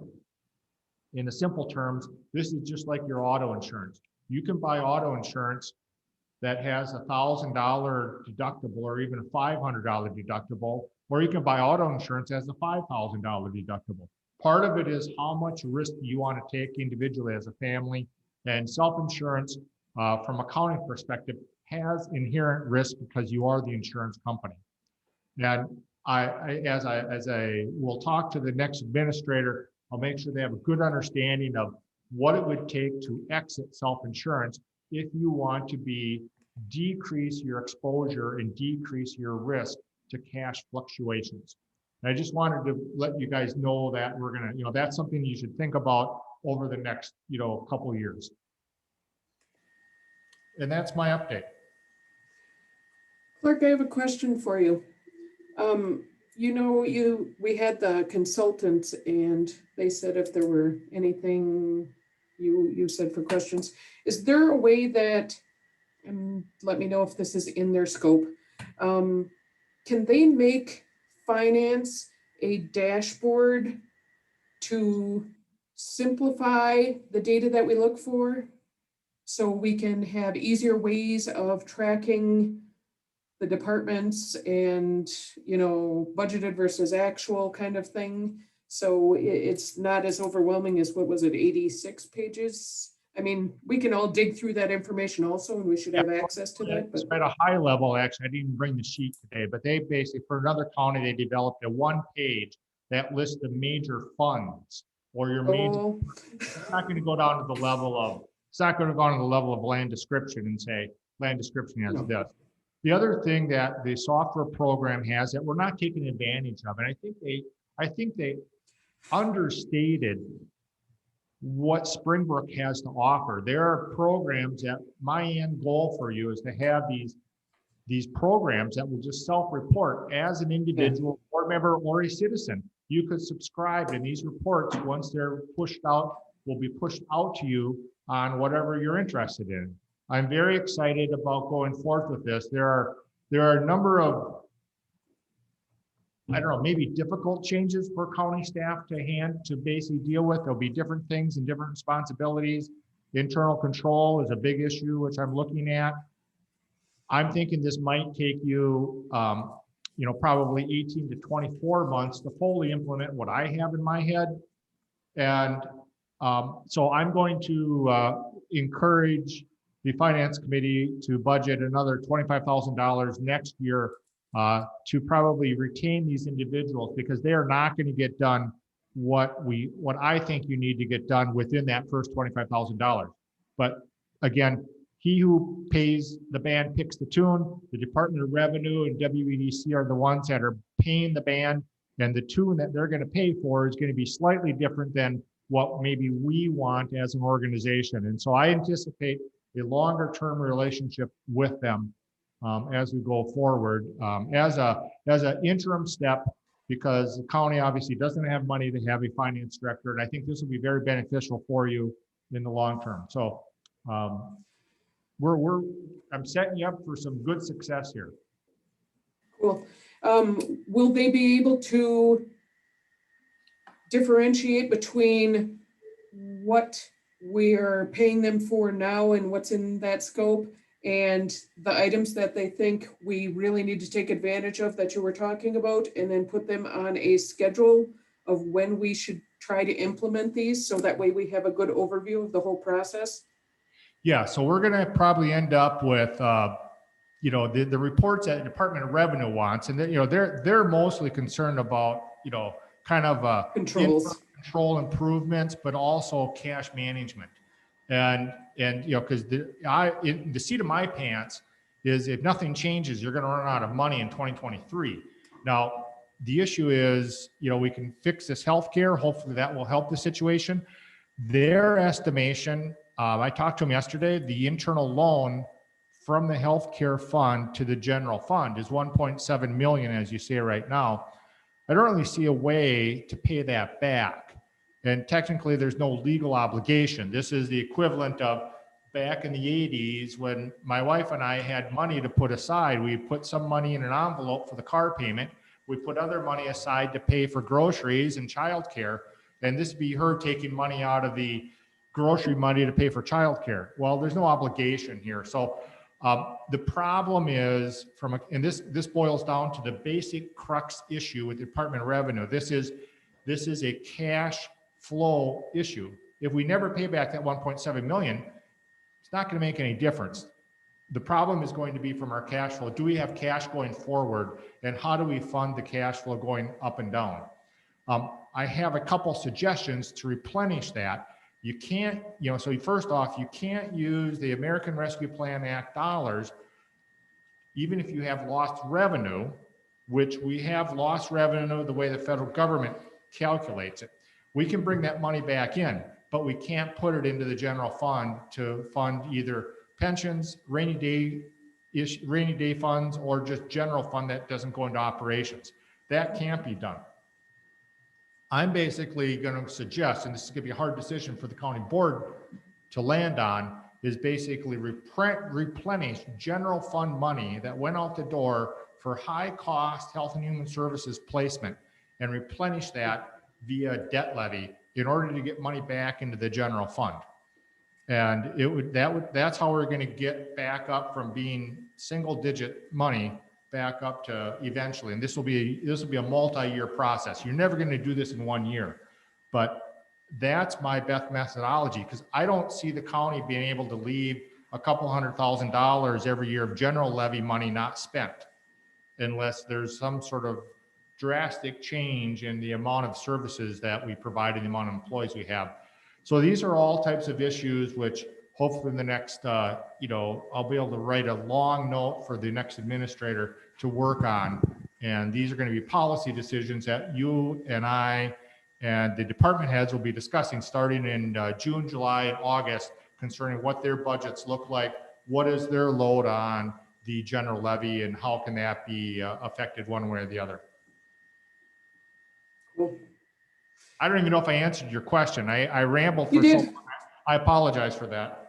You did. You gave us more answer than what we asked for, and that's okay. I'm like that too. Go ahead, you guys. Look at each other now. I appreciate the answers, and like I said, I appreciate all the work you do and how you're trying to set us up for success and being proactive. Now, our next meeting date. I believe the next meeting date is on June 22nd, which is a Thursday. And I know that's not the normal meeting date, but that is because that's when the RFPs are due. No, it is June 22nd. Yeah, that's 22nd is a Tuesday. You're right. Anyway, so Tuesday, the 22nd, that's the date that the RFPs for your audit firm are going to be evaluated. And so, so far I did get one response back. We're in the phase of now asking questions. If you remember the RFP, they have so many days to get questions in that may change. And so somebody sent in a dozen or 14 questions I have to look at. They just sent that in. We'll try to get those answers. So that's your next meeting date. And we'll probably start the first general department talk about budgets, even though we're not really able to develop budgets yet. We'll bring in highway to talk about the highway budget and their plan. Obviously the interrelation between, as we just talked about, debt levy and road work is going to be one of those things that we have to talk about. Okay. Something that I think might be helpful is if the county board were to do a short survey in terms of what are your priorities for the budget and how much of a tax increase are you willing to support? We could then work backwards from that. Because if we develop a budget and we're off target on either priorities or the overall tax increase the board will support, then we don't have time to adjust for that. So, the next board meeting, whenever that is, just a short survey of, rank the following, 1, 2, 3, whatever, and what's the most. Are you support. talking about doing it live at the board meeting or? Well, I think if you had just a simple form with, list some, the main budget topics, highway, et cetera, and just rank those, put the top 5, 6 in there where the, in terms of size of budget, and then what is the largest tax increase that you anticipate that you would be willing to support? And just to give us a ballpark idea, because if the board averages, say, 2%, that's very different than if the board says, well, we'll average 6%. Because we don't know what the board's willing to support. And last time, we didn't have any time to adjust, really. So I think just some basic questions. And I think doing it at the meeting, handing it out at the meeting and saying, please fill this out and turn it in before you go. Otherwise, you're not going to get very many back. And we really would like everybody to fill that out. It'd give us an idea of planning. Would be nice to have the public input on that also. Well, we are developing a survey. So I met with Extension for an hour on Friday, looking at a survey. I can't remember if it's this committee or executive committee directed to have the survey done. And so we're putting in what the priorities are for the county, for money wise, and also what the citizens would want us to spend our $3 million on, provided their allowable use from the American Rescue Plan Act. So we're trying to get feedback from that. I don't know if they get specifically to say, would you accept a 2%? We're not asking, we've got a recommendation from the citizens. They turned down a referendum. But that had 14%. And if we, let's just say you said, what's the largest tax increase you would support? And then 1, 2, 3, 4, 5, 6, 7, 8, whatever, and just, pick one. And then it's real easy.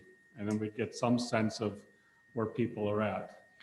Well, I think, it's one thing to ask people, do they want to raise their taxes? It's another thing to try to explain to the board, saying, just like I explained to you earlier, you are at a risk of having a cash issue if you don't raise taxes. That's asking a different question is, would you rather see the county run out of cash or would you rather see them raise taxes? That's, obviously you're an educator, the survey questions predictate what's going to happen. But before we go through all this work of planning, if we have some sense of where the board is, it gives us a better target than if we simply are guessing. Just, if the average is, 2, 3%, that's different. If people say the most I'm willing to support is, say 5, 6, 7%. And yes, we have a long ways to go on addressing all the issues. Nobody's going to be sure, most likely, what's the most they're willing to support. But it gives us something to work backwards from to get in the target area and then explain as needed why the budget is different if it's different from that target area. But having no idea where to start makes it difficult. Okay. I think it'd just be more efficient in the whole planning process, including towards the end to get a budget passed if we're as close to on target as we can be, both with the percent increase and the priorities. Okay. I know we're all elected individuals and we represent the pieces in each one. And, but when it comes to that kind of stuff, I think that directive needs to come from the citizens and not derived from the board to the citizens. We're doing the best we can with the situation we've been handling, and we've been very proactive with changing quite a few things here. But I think the people need to tell us what their priorities are, and then that's the directives we need to take into consideration, and then help them understand why there needs to be increases, where they need to be according to the priorities that they have. Because I'd love to just go, oh, just this, because it's easier. But we have a serious lack of contact with a majority of our citizenry. And those are the voices that we need to make sure that we keep bringing in. We're going to get that survey, but I'm not sure when we'll get that survey either. And one of the bigger issues is going to be the highway department because of that 2.4 million that's not there. How do we handle that? So any input, from the board and certainly when we get the public input, it's going to help us. Yeah, I like I said, I'm trying to juggle a couple different balls in the air simultaneously here. And this survey, I basically am stripping out some ancillary things that I don't feel we need. And I'm trying to focus more on budgets and money versus, do we want to develop parks? I'm trying to narrowly focus it. And this is an unscientific survey. We're going to put it on our Facebook page. We're going to email it out. We're going to get a few hundred responses. But for you to extrapolate that, you're basically saying only people with computers that signed on to this feel this way. But, but it's something. And yeah, well, whatever we get from the public helps. Batesville County's doing it. I do theirs because I own land there. But then from the board too, it gives us something to go on instead of 5 of us trying to read minds quite literally. And some of us are fairly new to the board. And so it's, without some of the history that some have, it's a little harder for us maybe to predict what some of the board members are going to support in terms of priorities or percent increase. So some information is better, I think, than none to work with. well, I can work with our chairman's here. I can work with the chairman to develop something for the county board. Something real simple so that it's easy to fill out at the meeting. No more than a page and probably no more than a half a page. Okay, if you on the committee have suggestions for questions that should be on there, just email them me. And then Dick and I will work together to put something together for the county board. And we'll do that live, handing out pieces of paper to the people at the church. And then the people who are online, we can just email it to them and they can email it back to Lori for us to tabulate. Clerk, what is the timeline on your survey for the citizenry? I don't have a timeline yet. I gotta revamp the questions after talking with them. I basically told them I would like it back in July.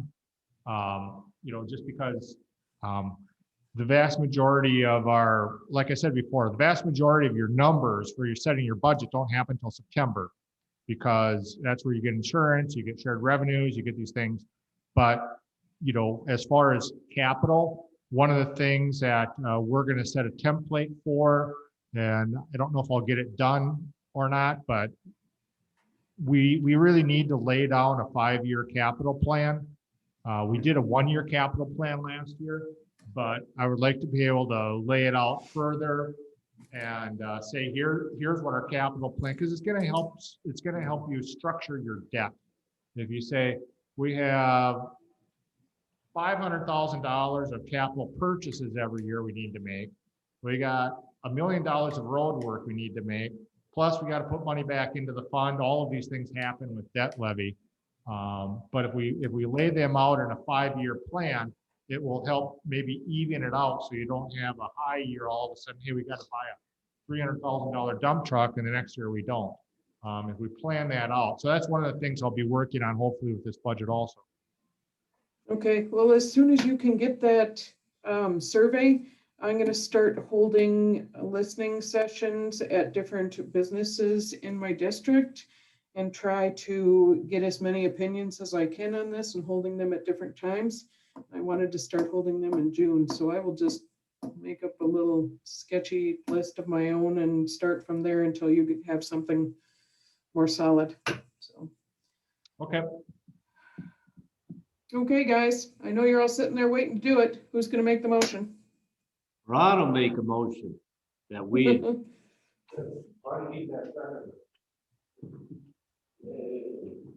Motion by Ron, second by Marty. Was that what that was? Yes.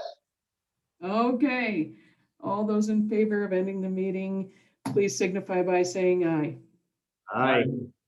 Aye.